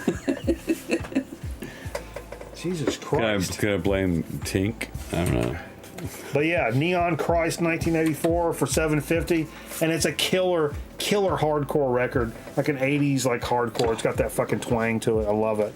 Steve popped in at that point, wanted to play They Might Be Giants. Yeah. This shit was really good, man. So, yeah, I've never heard this. This is my favorite They Might Be Giants. It actually came out after Flood. I thought this came out before Flood. This is the album after Flood. Okay. And there's a song on here wow. called Fingertips, which I talked about it. Crazy. It's basically like 30 different little songs Look at put that. together back to back to back to back to back to back. Some are like 5 or 6 seconds, some are like 20 seconds long, but the song is called Fingertips. But it starts with like fingertips, like a bluegrass kind of banjo thing. But that's what they opened their show with recently. Oh, really? When I went and saw them in Raleigh. But was so stoked. My wife bought this album while she was, going to take a piss. Oh, really? Yeah. She just went to take a piss and bought it? Well, I told her, I said, these are the two albums. If you see John Henry or Apollo 18, I really want Apollo 18. And she brought How it. many did they have for sale at their show? I didn't actually go back there. I have no idea. It's weird. I'm like, kind of curious to like how much bands like that take on tour with them I would for sale. I would think they would take 100 per No, I mean like release. How many different releases? Right. I don't know. Because like, But they know that what the fans want to buy. I was impressed with, like- going to be Flood, Apollo 18, John Henry, in the first album. If they, I've been listening to a lot of Big Business this week, and I was impressed when we went to see them open for Sleep. They had so many of their releases, Right. And it was very janky and still local and low key and yo, man, give me $20. I don't know, man, give me 18, then whatever. I do like the fact that I know I'm just giving it directly to the band. It's going in their fucking gas tank. Right. It's going in their gas tank and their fucking Taco Bell order, and that's fucking priceless. If you can go to a show, I know I'm me saying this, I'm slack about going to shows, but if you can go to a show and buy vinyl, if you're a record collector, or tapes or CDs or whatever it is, t-shirts, whatever, buy it directly from the band right there. That shit's going in a fucking gas tank, and it's going in their fucking Taco Bell order. I'm not talking about the fucking Rolling Stones here, but bands. And then finally, Steve, what the fucking hell? This is a low-key slapper. Yeah. I didn't know this. It's actually the first time I listened to this record. Actually, was tonight.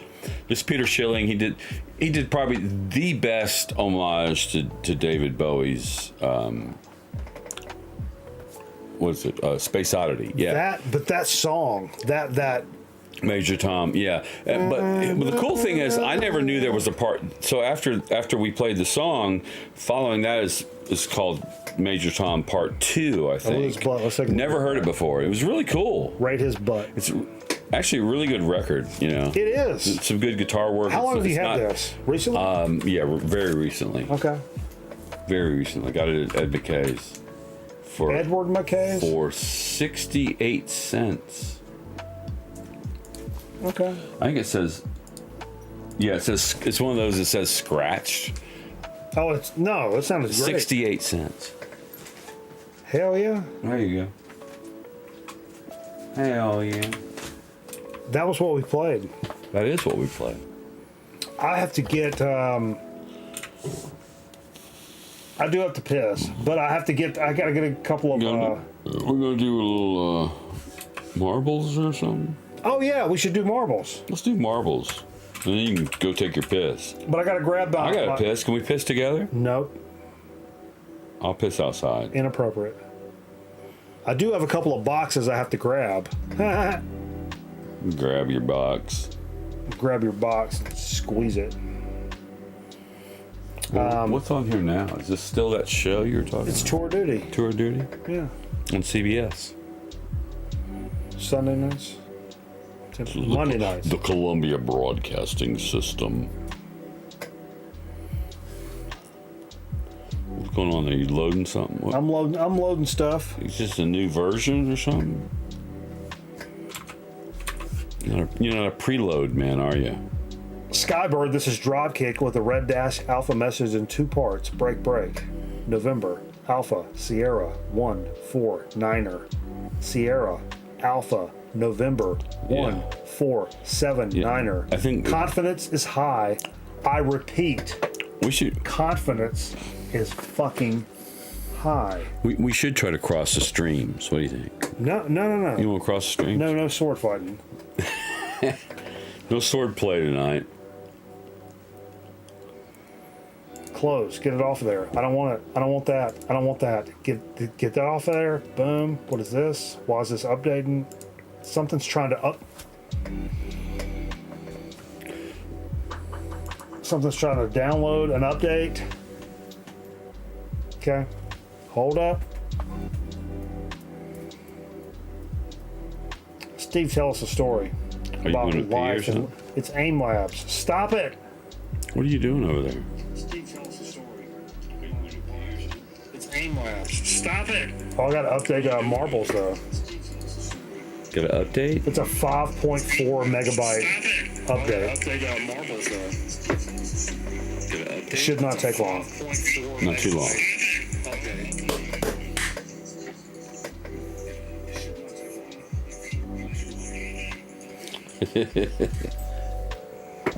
I think I'm doing a project tomorrow.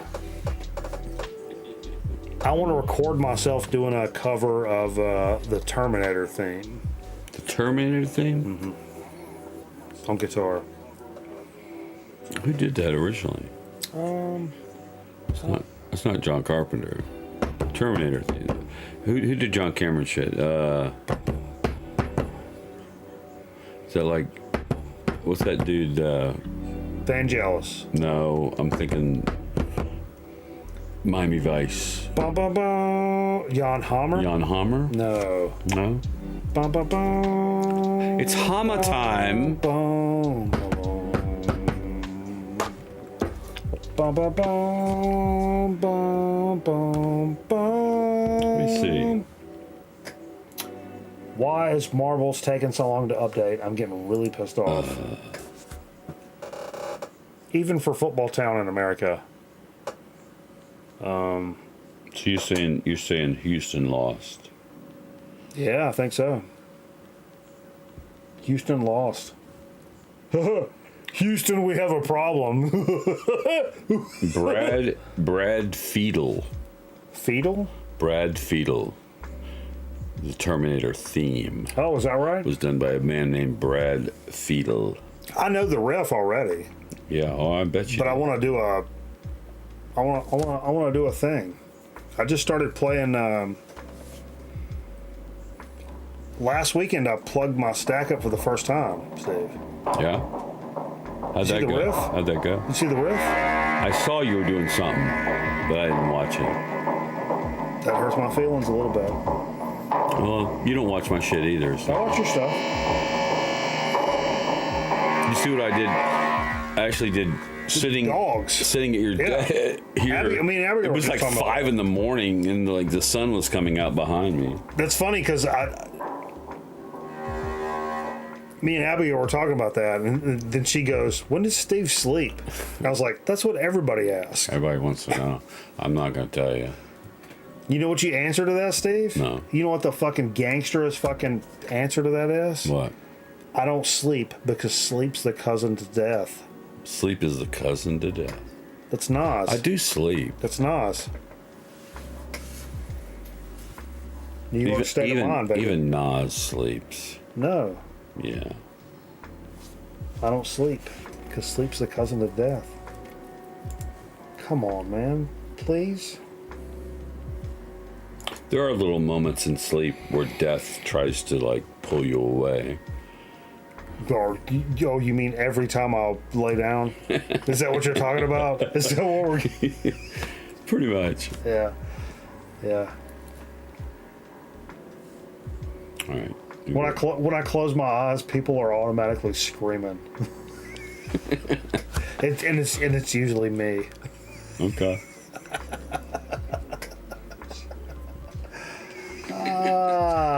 And it's usually me. Okay. Come on, Steam. You still doing the upload? Yeah, it's like a short. It's Steam. Don't steam me, bud, bro. What's Carl think about that?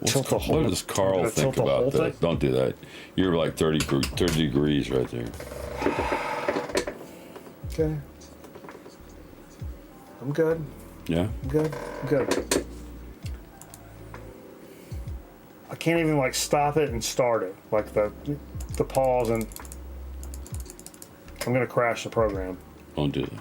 No, now I want to crash the program on purpose. Yeah. Well. No pre-prod.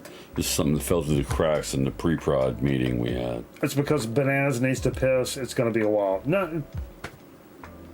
Let Mikey pee? No, I'm good. I'm just We could have peed 3 times. I can hold, dude. I'm a former news photographer. I can hold pee for fucking 6 hours. I have literally done that. And believe me, it's hurt so bad. It does hurt. It hurts so bad. I mean, in the words of my mom, you better quit doing that, boy. You're going to bust something loose you need now. Oh, I don't know why I thought about this, but tomorrow is prom night for my oldest daughter. Oh, yeah? Yeah.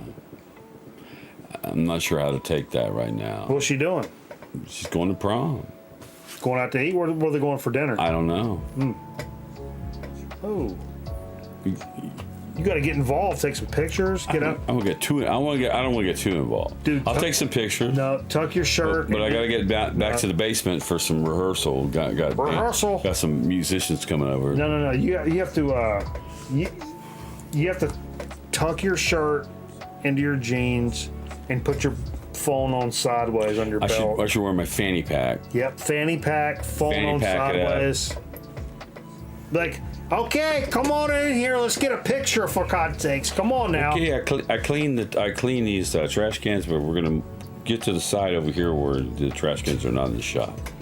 Let's take the picture over in front of the azaleas. What are we doing in front of the fence over here? Actually, I have some beautiful Japanese maple, a beautiful Japanese maple tree in the front yard. Oh. No.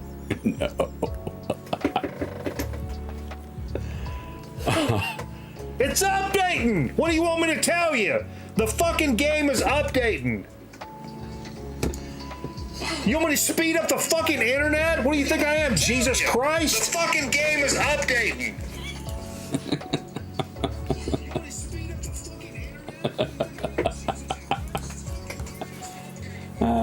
Are you feeding this dog? She looks skinny. She looks emaciated. I'll push her down a lot. Yeah. Are you eating? Are you getting a good square meal? You getting 2 good meals a day? See, it does this shit. It gets to the very end, and then just fucking chills. All right. We're doing Dig of the Week. Let's do Dig of the Week. Okay.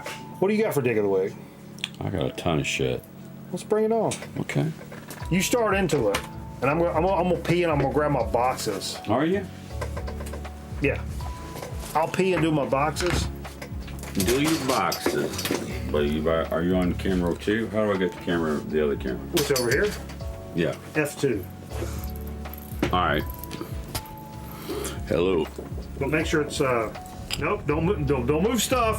You're moving stuff. Ain't nobody over there. I'm just getting the microphone. Ain't nobody over there. I'm talking. You need to go pee. Just go pee.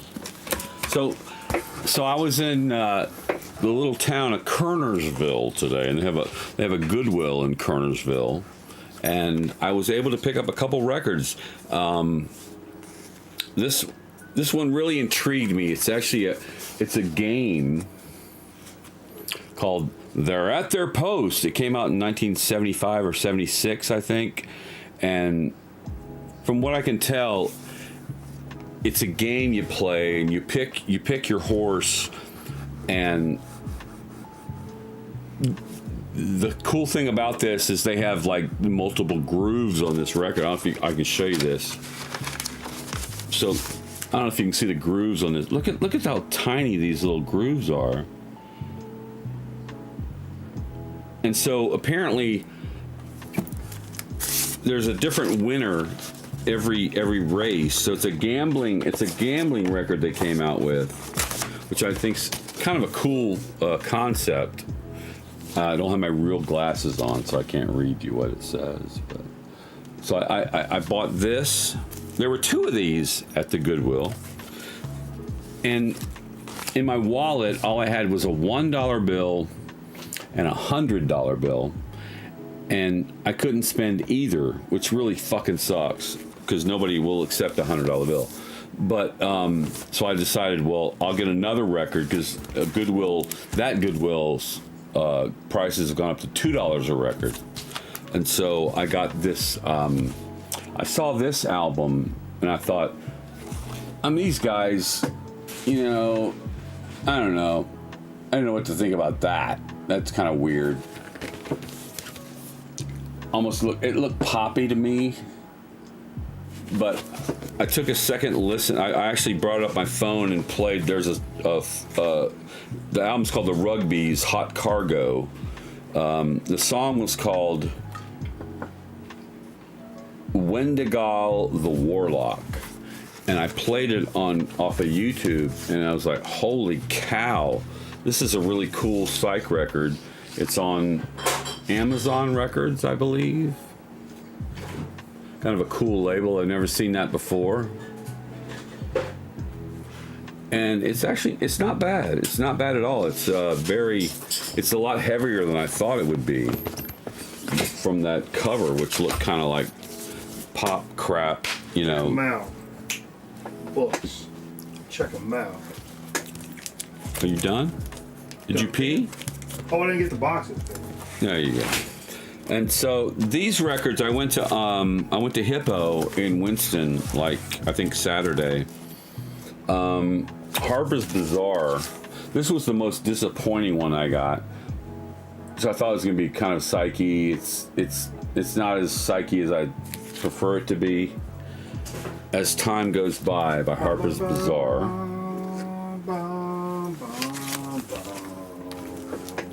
This was really cool though. This one is actually, it says a merge group plays Heroes. It's pretty much the Heroes album in its entirety played by this other band, which it was good. I was kind of hoping for something a little different than Heroes. It's pretty much Heroes, as we know it. That's a great album. This was great. The Nighthawks. How about that? This blues album is that's Pontop Perkins. This is freaking amazing. That's got Pontop Perkins, Calvin Jones, and Bob Margolin. You know Bob? Mm-hmm. I think Bob either played in Greensboro recently or lives in Greensboro. I think I have a Nighthawks record that looks almost like that, but it's different. This is Jackson Kings. This is great. This is amazing. I was blown away by that record. Pontop Perkins played a lot with Muddy Waters. Muddy Waters, yeah. And of my visit to Hippo, the one that I'm most proud of picking up is the Michael Schenker group. I think it's the first album. This is just awesome. This is freaking awesome. Michael Schenker, I think he played with UFO, maybe. I don't know. But Great. And here comes Mike with a big box. And I've got a box as well. So I'm gonna hold this for just a minute while I go pee, and he'll bring his box around. Here comes Mike and his box. I got 2 boxes. 2 boxes. I have a tube of boxes. Tink, come on, girl. Tink! Come on, girl. Good girl. You go, and then I'll go. Don't be telling me you goes. Bum, bum, bum, bum, bum, bum. Now I got the Terminator theme up in my head, son. I don't know what to do about it. 2 boxes from 2 stalwarts of the community this week. This from our pal Shane Rocky, one of our first pals, and the first mod of the channel, 1 hundo.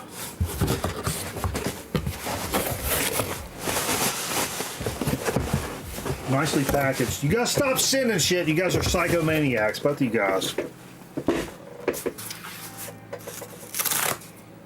Oh, it's like the top of the dog. It's like the top of the dog food bag. Hey yo.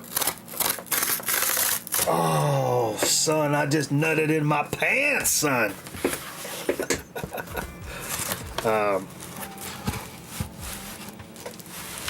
What do we got here?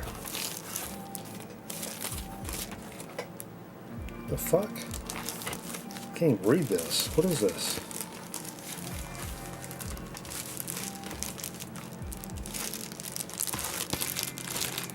What is happening? It's like sealed in its own like thing.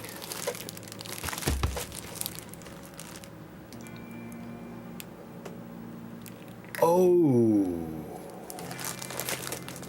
I just saw what it was. And I'm freaking out. It's from the Blue Note Classic series. I should wait for help to do this. I don't know. How is this packaging?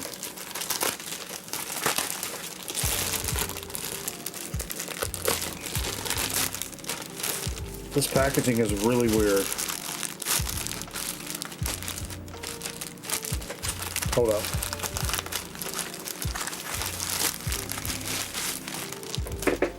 Wowee, Ricky Henderson.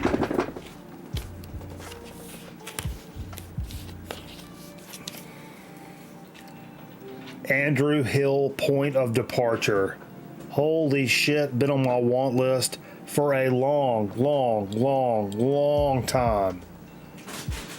Oh man, what's up, Dave? DJ Thunder? Kenny Dorham, Eric Dolphy, Joe Henderson, Richard Davis, Anthony Williams. Oh my God, Andrew Hill. That's been my most like sought after jazz shit in a while. And this shit makes it accessible, man.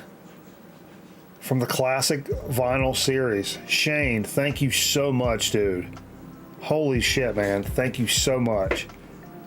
Like, Andrew Hill has been literally top on my want list, especially in jazz, in the last couple of years. And the only ones I've run across was the Passing Ships, like Tone Poet, which was like, it's still like $40, and I was still a little bit kind of pissed off about that. But that is absolutely incredible, dude. Thank you so much, man. Thank you, Sean. Shane. All right. Let's see what we got here. This should have been included with Dig of the Week earlier. Whoa. We're doing Dig of the Week. I mean, what we played earlier. Because we did play this. You got one that's like, hey, you gotta play this. Yeah, Aaron. I want all my money back. Aaron cashed in some banana box. Yeah. And he said, go in there and get that box I gave you and bust it open and pull the 7-inch out and play it. Not only that, when we finished playing that side, cashed in another 5,000 banana bucks. What? And said, flip that bitch over and play the other side. Wow. Woo! That's some fucking fervor right there. And all that was for Cock Punch, Steve. Cock Punch. What? Cock Punch. And this may be one of the Oh, I best love that things. art. This may be one of the best things I've heard in a really, really, really long time. The rebirth of cool. Dude, they have a song about pizza and chips. Let me see that. It's... Hang on, Where's this band from? flip it over. What do you know about this? I don't know nothing about it. You haven't done any research? He sent me stuff before and said, you guys have got to hear this. I need my fucking glasses. Don't be telling me stuff. Did you miss Cock Punch? Oh, yeah. Well, we played the whole thing, miss you. Fuck. That's okay. We still have the Sunday Shelving Show God, there's like- coming up this Sunday live on there's 6 Twitch or YouTube. There's 6 songs on this little Yeah. fucking 7-inch. They're thrashy and fairly short songs, which is really great. There's some nice red vinyl. Vinyl. Yeah. Ja, sie haben einen großen Vinyl. Yes, ja. I'm just trying to remember now where I did. Du sagst nicht, das hinter Where did I put my real glasses? your real glasses. Wait, I got a note. Got a few fun things in here. A cool doc about an album covers from the 60s and 70s. Some hand warmers since you don't have heat. And Cock Punch, 7-inch, which is amazing. This is a live Seeger album for you to destroy for content. Aaron, whatever it takes. Look at this guy. Look at this guy right here.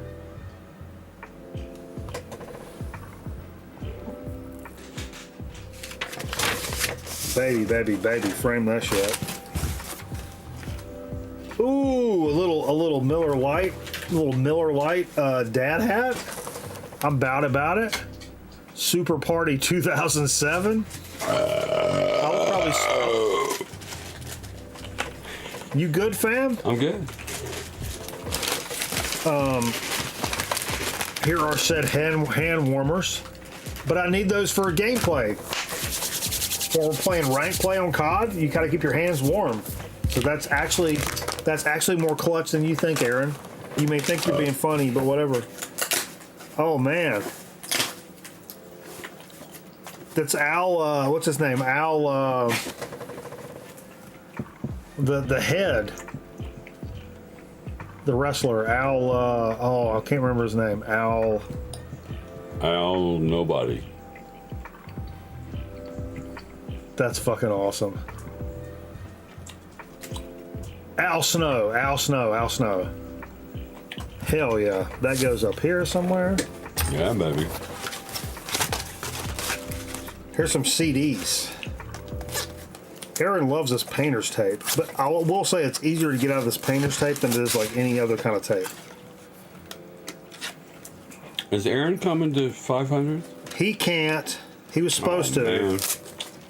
He should can't. be here to tell his story of actually his wrestling story going up to Toronto to see wrestling, I think it was. He decided to be a dad instead. I'm sorry. Whatever. You know, family first, man. Yep. I was raised one way, Steve. What's that? Hearst first. Yeah. I can't get these off my fingers. Okay. Is that painter's tape? Yeah. Must be from Aaron.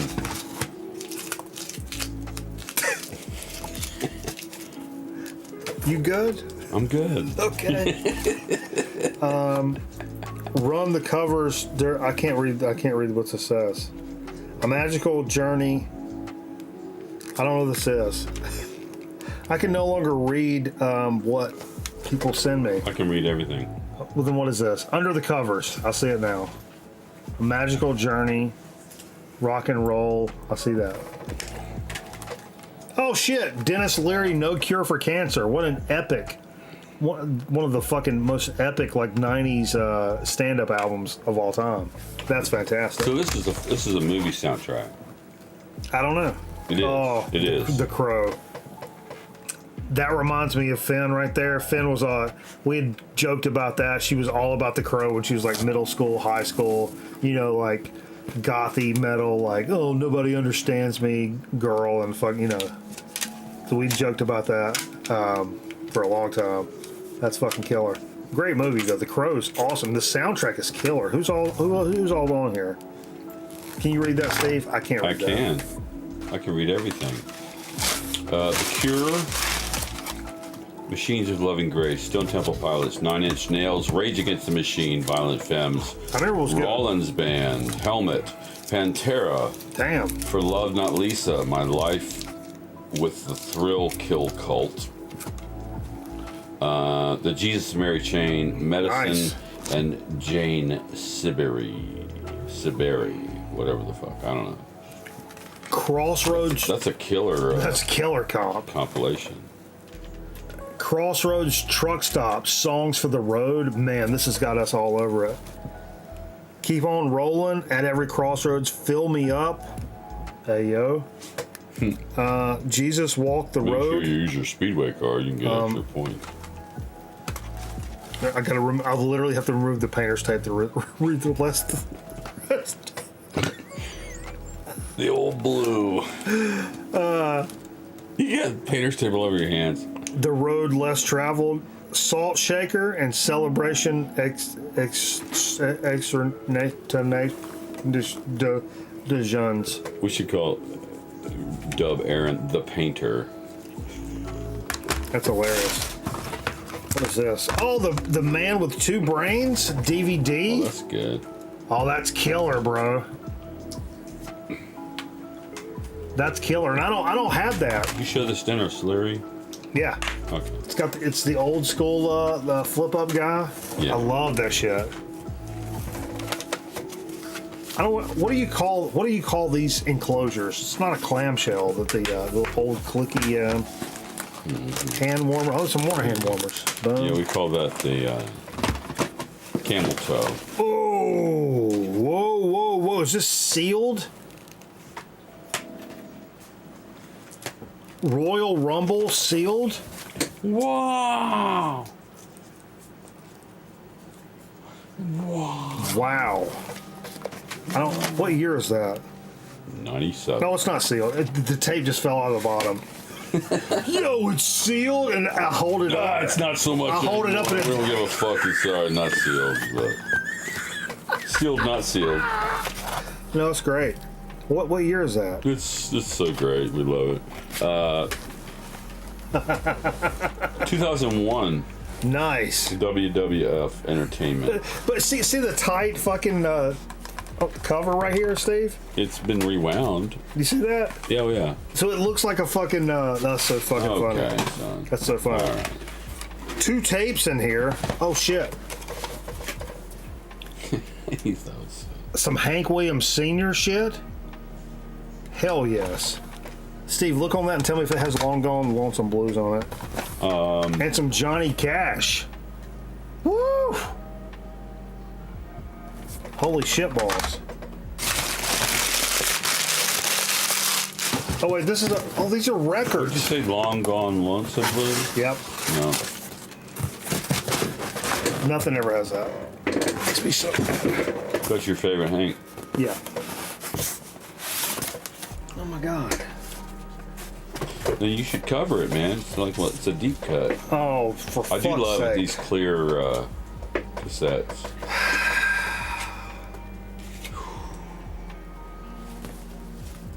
This has writing on it. Yeah. Oh Lord, hell yeah! Live Bullets. Bob Seger, the Silver Bullet Band. Let me see what's on that. He's good. Crap. No, he's good live now.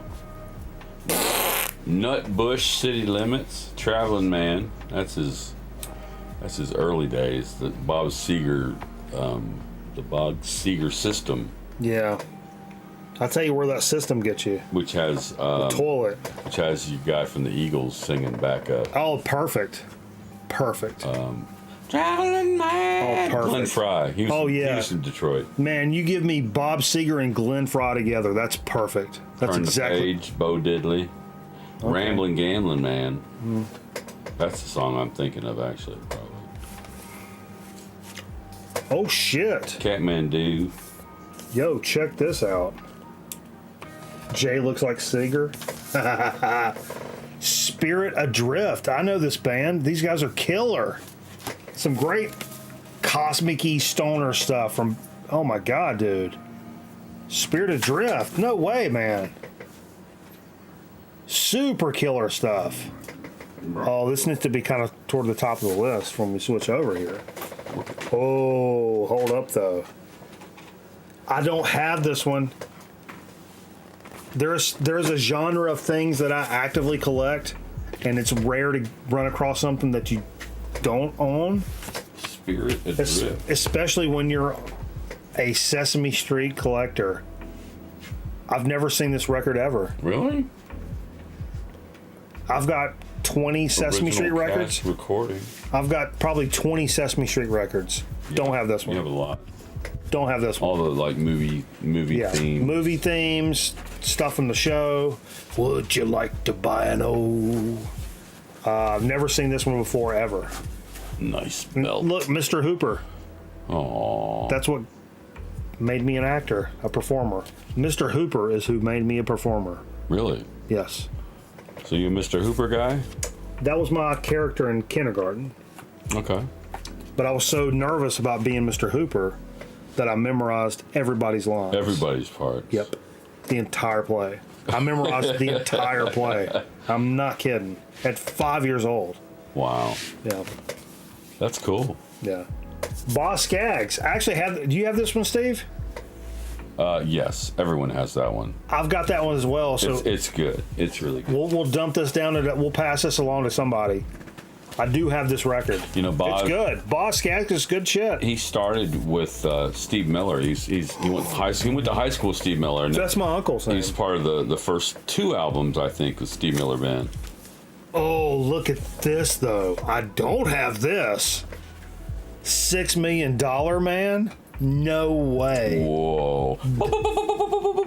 That is killer. Who does that That's stuff? You really know? fucking cool. Oh, that's super cool. I mean, look at that. Do you have this? Oh, little Alabama. You have this one, Steve? No, I'm not an Alabama fan. I've got this one, so I'll pass this along. Okay. I love Alabama. Well, if you somebody else, we'll pass along to somebody else. Feels so right. It is feels. This is the first song on here. Feels so right. Feels so right, motherfucker. Hell yeah. You got a good beard. You better be in Alabama. That's all I gotta say. Is that the second song? No, I'm just saying these fuckers got good beards. I thought that was the second song. It was. You got a good beard. You better be in Alabama, motherfucker. Hell yeah. Fucking A. Aaron, Psychomaniac, Shane, both of you Burn. guys. Here's the third song on this album. It's called Burn, Georgia, Burn. I'm sorry. Fuck. Oh. Me and Alabama, we got a love-hate relationship. Whoa. Whoa, whoa. So I That got also looks like Jay? That's fair. I got a couple more. Okay. Football time in America. The first one was what I actually got today in the mail. Was my Holy Roller, my Holy Roller album, and I'm really impressed with the company. What's the company that? Black Doomba Black Records. Doomba Records. They send you Shouts to Black Doomba. a shit ton of stickers. And I think we showed these last week. I mean, you know, Mike Tons showed of stickers and posters. I got my Holy Roller today. I'm really stoked about it. Black Doom does like a card, which will go on my wall. Tommy Stewart's Dire Wolf, like a. Tommy is the guy that owns. That's a cool, like. Yeah, Tommy's the guy that owns Black Doomba, I believe. Okay. He runs the label. A Holy Roller sticker. Benzotti Live metal radio sticker. Just really cool stuff. Yeah. Just really impressed with the whole presentation of a great album to begin with, which I already knew it was great because I heard it here on Grown Man Record Night. Nothing wins me more points for a label than when you buy some shit like that and you get a bunch of extra stickers and stuff. I was at the show tonight. I don't remember who it was. It was maybe the guy that works at Second Harvest Food Bank, Jeff, the chef guy. He was like, dude, I saw your post about Holy Roller, and I bought the album. Really? Yeah. So I'm like, fucking A, man, that's cool. But here's what I'm really stoked about. This is that album I've been talking to you about, The Spirit of Hamlet. Yeah. Can you see that? Yeah. Northwest of Hamruto. This is the record. It was during the pandemic. It's my friend Benji Johnson, who runs Earth Tones, where we did the Uncle Watson's Widow. Mike Watt on bass. Nice.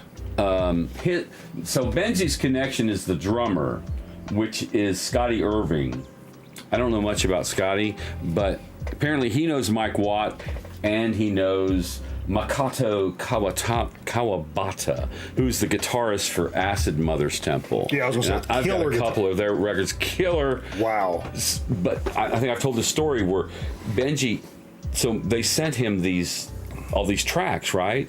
And the guy from Acid Mother's Temple, his guitar tracks were just so fucking crazy out there.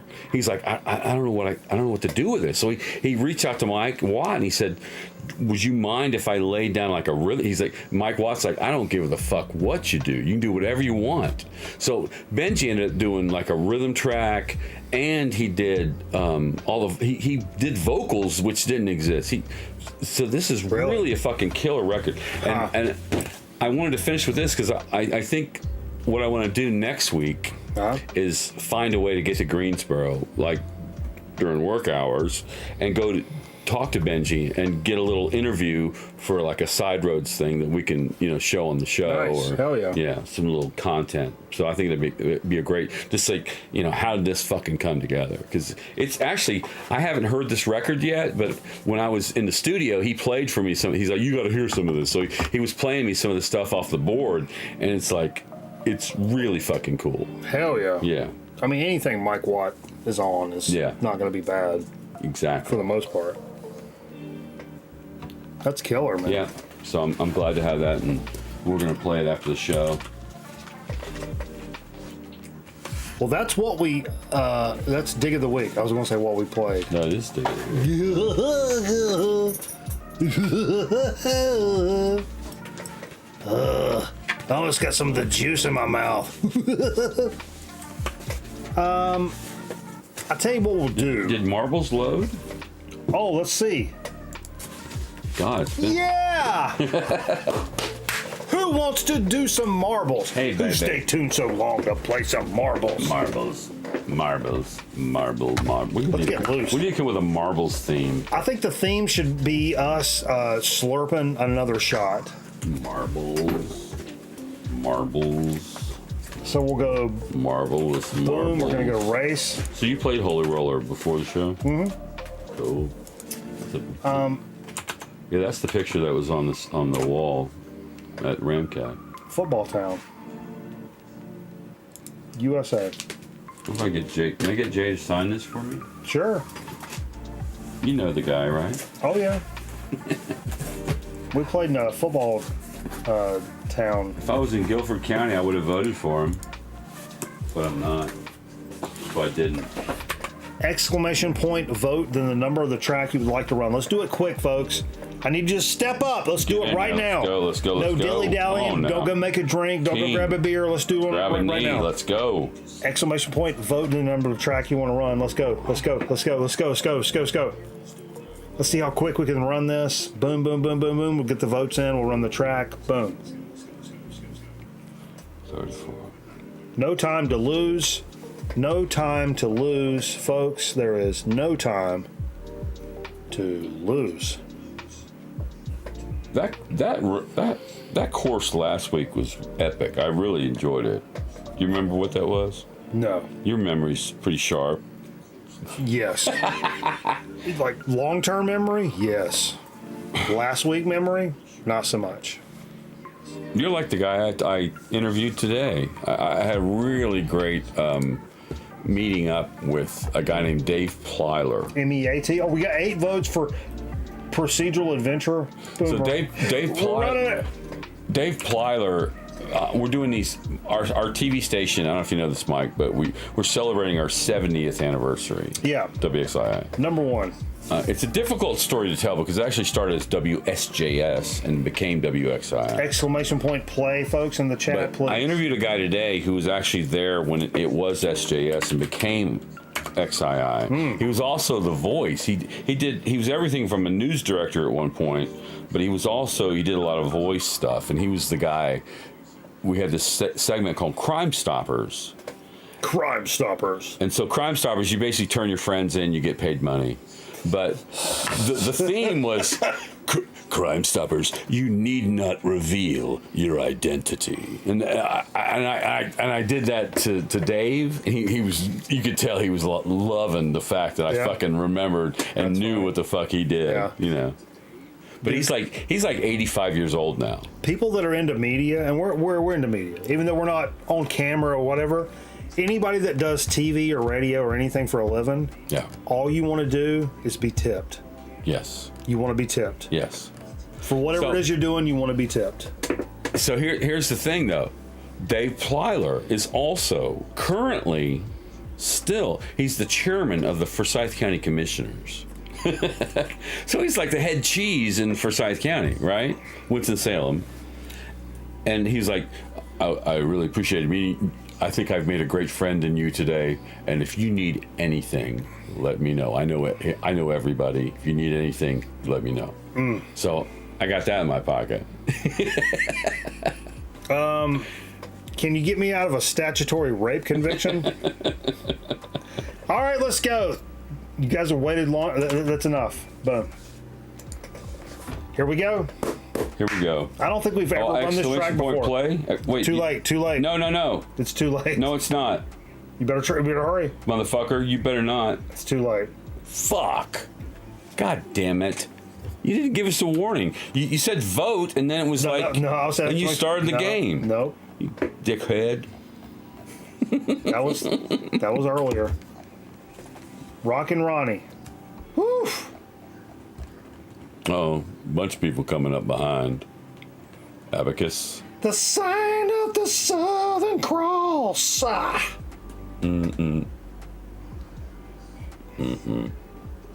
Right through there. Boom. Nice moves. That's the key. You go to the center. Oh, that's how you go to the center. Abacus knows how to play it. That's how you go do to it. the center. That's how you do it. You shoot for the center. Oh, well, what's that explosion? Somebody got what the fuck? blown off the board. Some motherfucker got blown up, son. Can we get look at Abacus Jerry cutting through. Oh, but he got passed. What the fuck? Jerry, can we... What the fuck? Jerry... Oh, Rockin' Ron's back. Can we roll back that explosion? This is good. Back and forth shit. That explosion? This is I want to see that explosion. No, you can't see that again. We got a replay feature. This is a cool course. What number was this? 1492.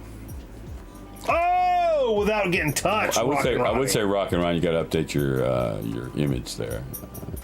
It's okay. You can be anonymous if you want to be anonymous. Miss you. Not too far behind, though. Well, I miss you. I've been holding this long. I've been sleeping all alone. Oh, whoa. Nobody cares. Nobody cares what you're doing back there. Hey, Carl's in the race. Come on now. Rockin' Ron's still in the lead. Boop, she whoop. Be able to drop down. Is that the end? Is that the end? That's the end. Whoa. Who's that right there? Round and boom. That's it, baby. Wait.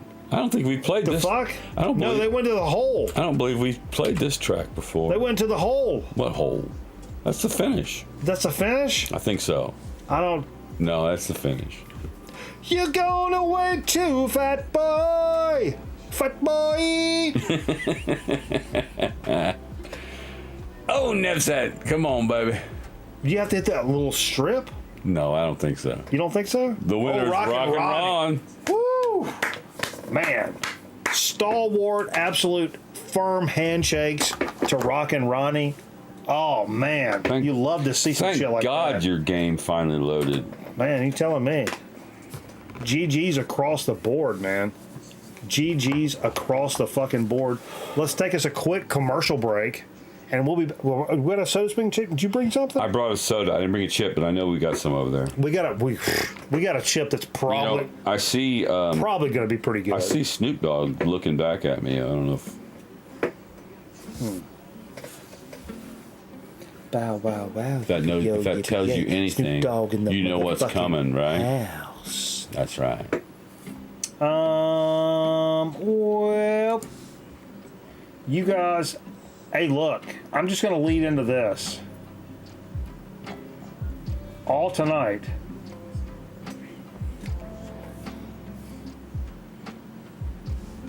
if you're an Amazon Prime guy, you have a free Twitch subscription, which helps support the channel. What? Are you kidding without me? Costing you anything at all.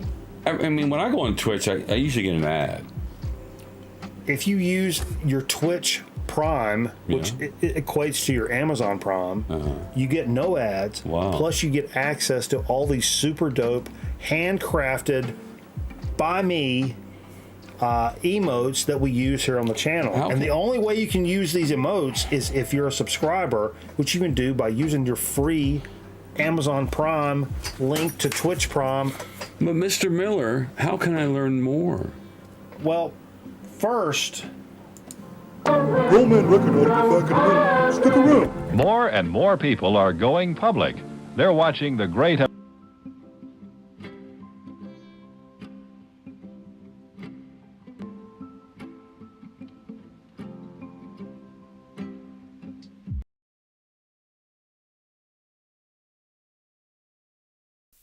Can I help you? Yes, I have Amazon Prime and I'd like my free sub, please. No, I'm sorry, it doesn't work that way. You take your Amazon Prime, you link your Twitch account, then you get one free subscription to your favorite Twitch channel, like a grown man record night. I like it at Mikey Bananas. He a funny guy and a good looking too. Jay, not so much. Oh, I understand. How about some free soup then? Link Amazon Prime to your Twitch account and subscribe to Grown Men Record Night for free. You gain access to sub badges and exclusive chat emotes. Subject to credit approval, void where prohibited by law. See Twitch Broadcaster for complete details.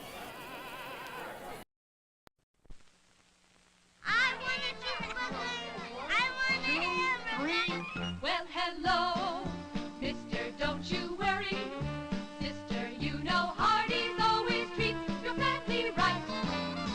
A variety show, mother, that's like no other. Our burgers are all charbroiled and a real delight. We've got a voice. At Hardee's, there's a choice. At Hardee's. The Hardee's Variety Show starring the Big Deluxe, a quarter-pound of charbroiled beef with all the fixins. The Big Twin, 2 charbroiled patties, lettuce, cheese, special sauce. And our famous cheeseburger, now playing exclusively at your neighborhood Hardee's. So bring the sisters and baby brother, feed 'em all for a song, mother. Hardee's the taste that brings you back. Hardee's the taste that brings you back. Hardee's the place that brings you back again.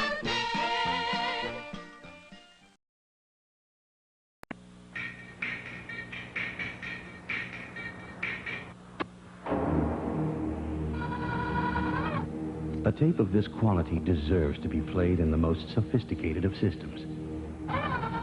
Because Sony Premium Tape has more music, where other tapes have distortion and hiss.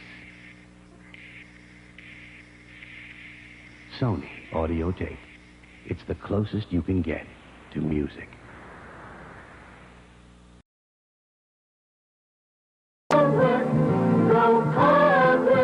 More and more people are going public. They're watching the great American alternative, public television. Fascinating, diverse programs for all the family.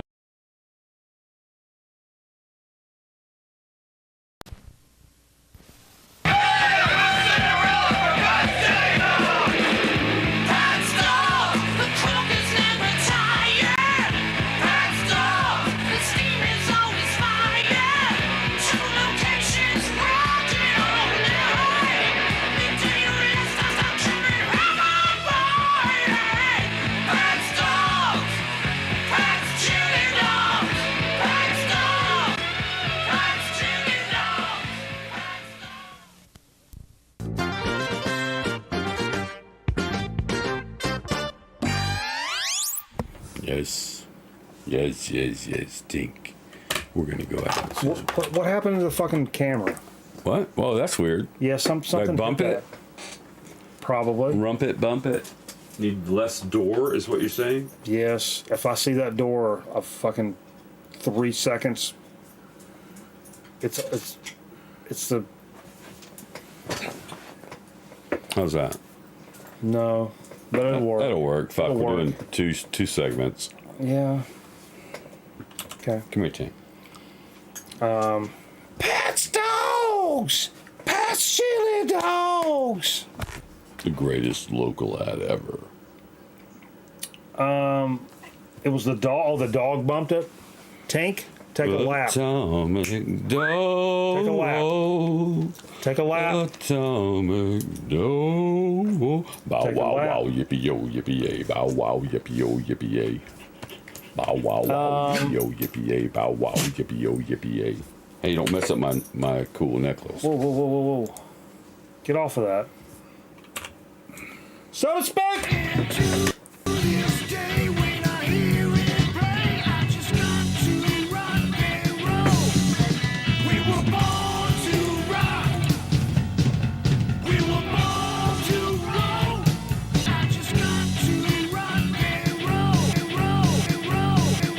So to speak. Okay, football time in America. Yeah. Are we taking a shot before we do this? No. No? Let's just do this. Okay. So we're going to the mother of all sodas, Coca-Cola. That's strong. That's strong. I mean, come on now, it's Coca-Cola. I'm from North Carolina. They've come I out would with say Pepsi, another. but It's okay. Coca-Cola Creations, their brand, I think. It's called Coca-Cola Move Limited Edition. Transformation flavored. And so here's the thing. So when you read what Coca-Cola says about it, it says this. Together, Coca-Cola and Rosalia have Rosalia is the artist, I believe, have set out to capture the spirit of change and movement through their new collaboration, offering fans a taste inspired by transformation. What does that tell you about the taste? Nothing. Its unique taste pushes the limits more than any other creations dropped to date. As fans sip the new drink, a familiar Coke taste they know and love will evolve in a surprising way. So that's What all is that saying? That's all they tell you, right? What the fuck is that And mean? so This apparently is intriguing as fuck. there's a guy that does called the takeout.com. I think he does like food and beverages. No and shit. self-promotion. So but he's the same way. He's like, what the fuck does that mean? And so he actually says, what does it taste like? Oh, so here we go.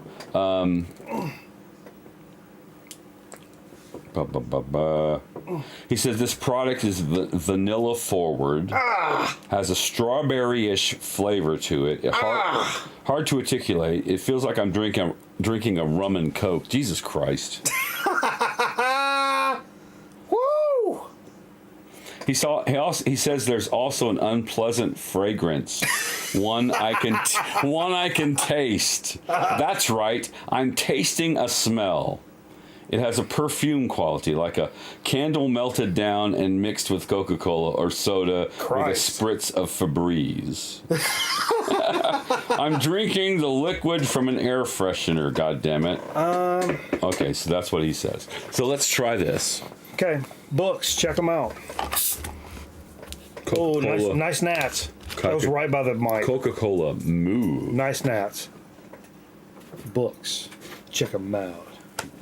Books, check them out. Ricky Rips, check them out. Is this readily available like everywhere? I probably shouldn't have read that review before tasting because now it's air freshener. The fragrance jumps out at me. Is this like everywhere? I've never seen this. I don't know if it's everywhere. I found That's a cool bottle. I like that label. I found it somewhere. A lot. Yeah, it's a good. They did a good job with the artist rendering of the label. It's a Coca-Cola. with Febreze. Can you not get Febreze out of your mind? If Febreze was a natural flavoring that didn't affect, is regular Coke better? Yes. Oh, yeah. Yes. Is that bad? No. Not at all. Not at all. But you can taste a little like Yorkie Dang on the end of the Yorkie Dang. Yeah, I think Yorkie Dang is the best way to describe it. Like an unnecessary Yorkie Dang on the end of a soft drink. Doesn't belong. We need to write a song, Yorkie Dang. Yeah, it just doesn't belong there. And it's not bad. It's not a poor soda, but like, yo, this is like the epitome of fucking stretching it. Let's try to get something out of something. We're making this like, just make Coke, man. Just make Coke and Diet Coke and Coke Zero or whatever it's called. Coke Zero Sugar. I met a girl on an old dirt road. Just make those three, bro. Make those three. You do them so well. This is not bad. Also, it's also unnecessary. We don't need this. We just don't need this. And a Yorkie Dang all night long. We just don't need this. Set Hut? Can I get a Set Hut? Can I get a Yorkie Dang?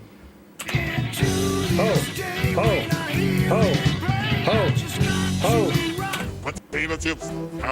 How about them potato chips? How about them Potato chip. Excesso, calorious. Excesso. There's a lot of stuff on the chip, is what you're saying. crunchy, don't bring me no Those are thick. Pompous. You're not wearing that shirt again. I'll sleep. Look at I think that. last week. Es delicioso. There you go. Sting City. Football. That's football time in America. Whoa!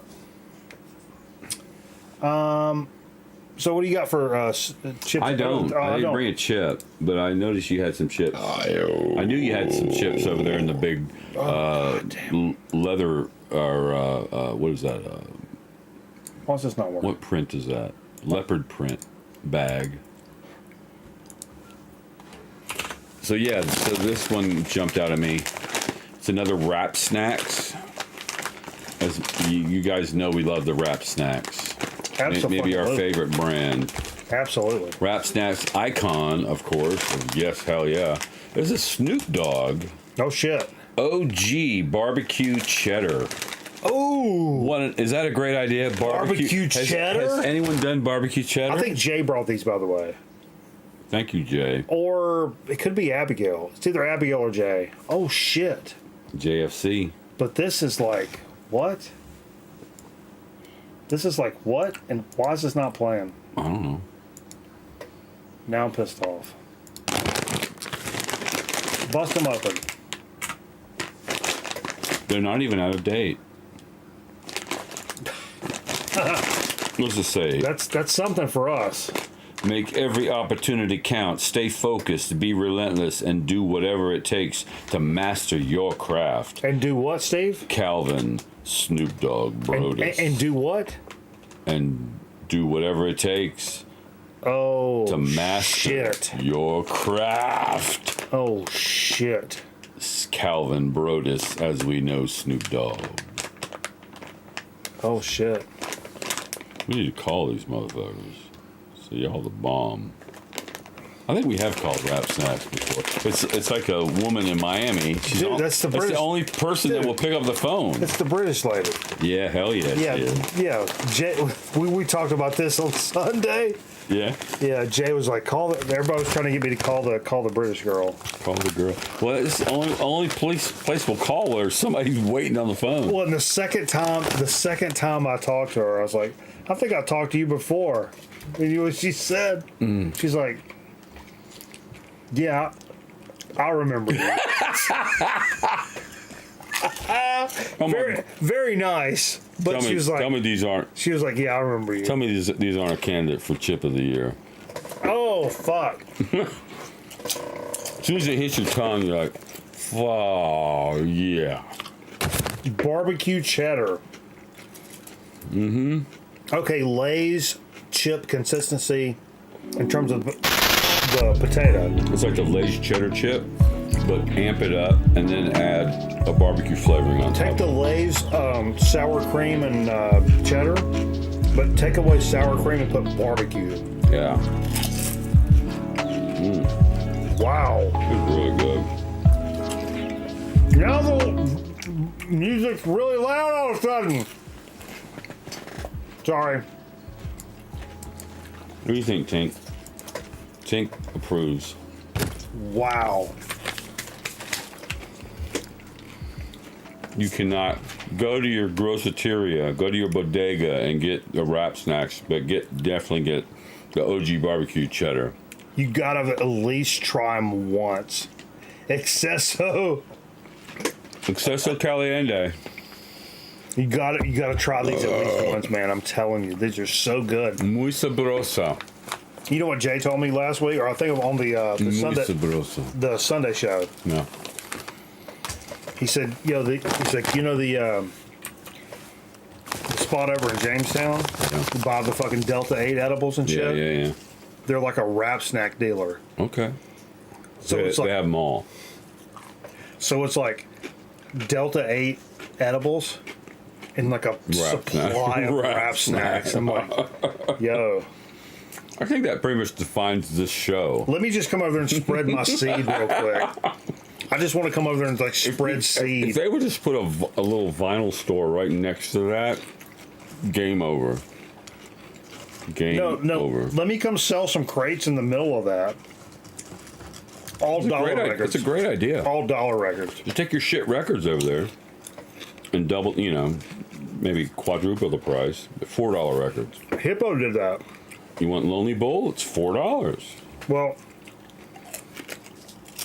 at one point there was a downtown Greensboro coffee house, pretty high end. They knew what good coffee was. Oh yeah. If you want to talk about the differences between beans and stuff like that, these are the motherfuckers that like knew shit like that. You know what I mean? But also over in the corner, so you could get a nice cup of coffee.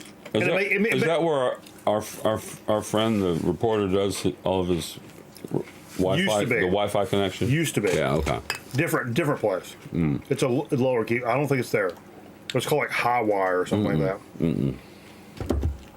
I'm thinking of the cheesecake place. But so it was like very trendy.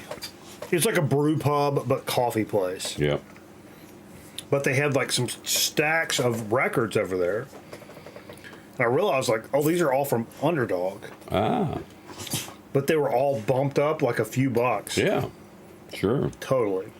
Not Underdog. Hippo. I said Underdog. I was going to say Underdog's not in Greensboro. Hippo. Yeah.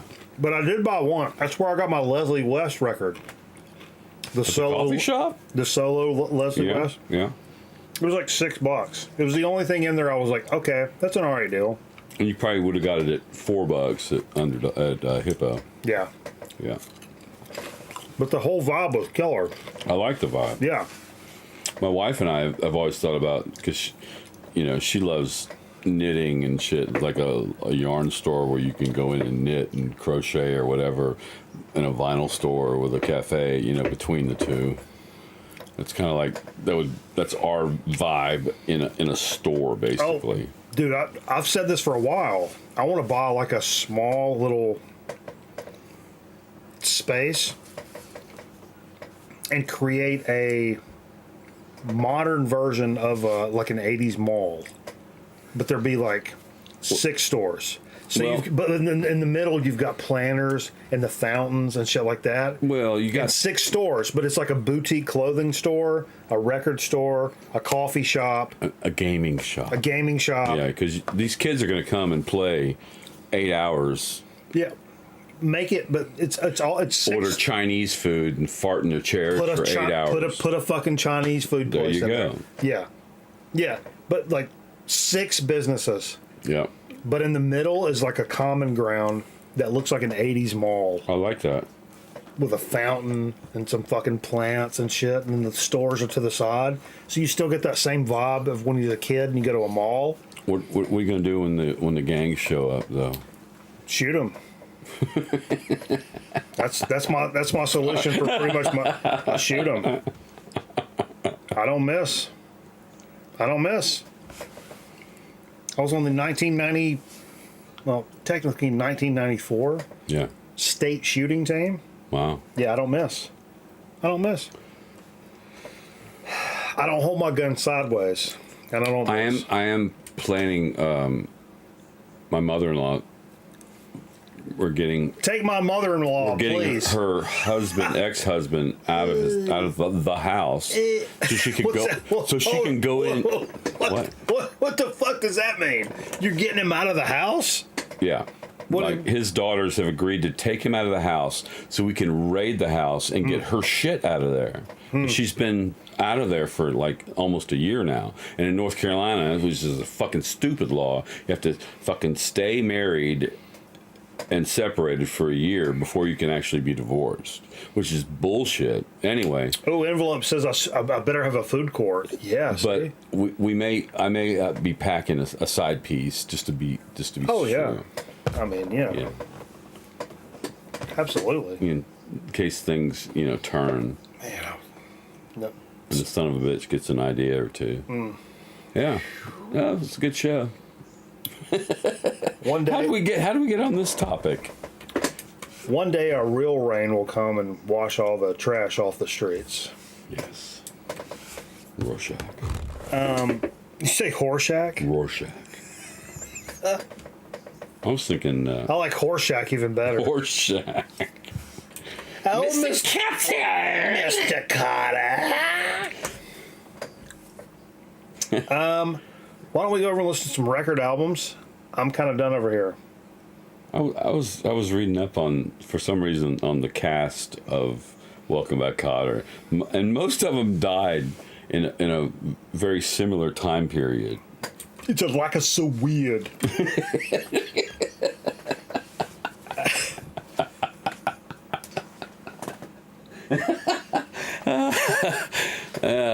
Okay. Well. Yep.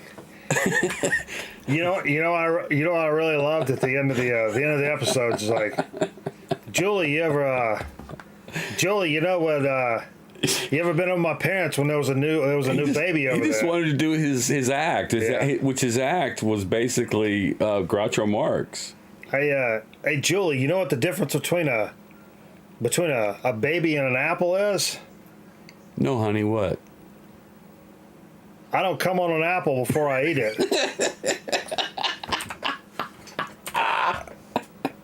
Can't you guys ever reflect?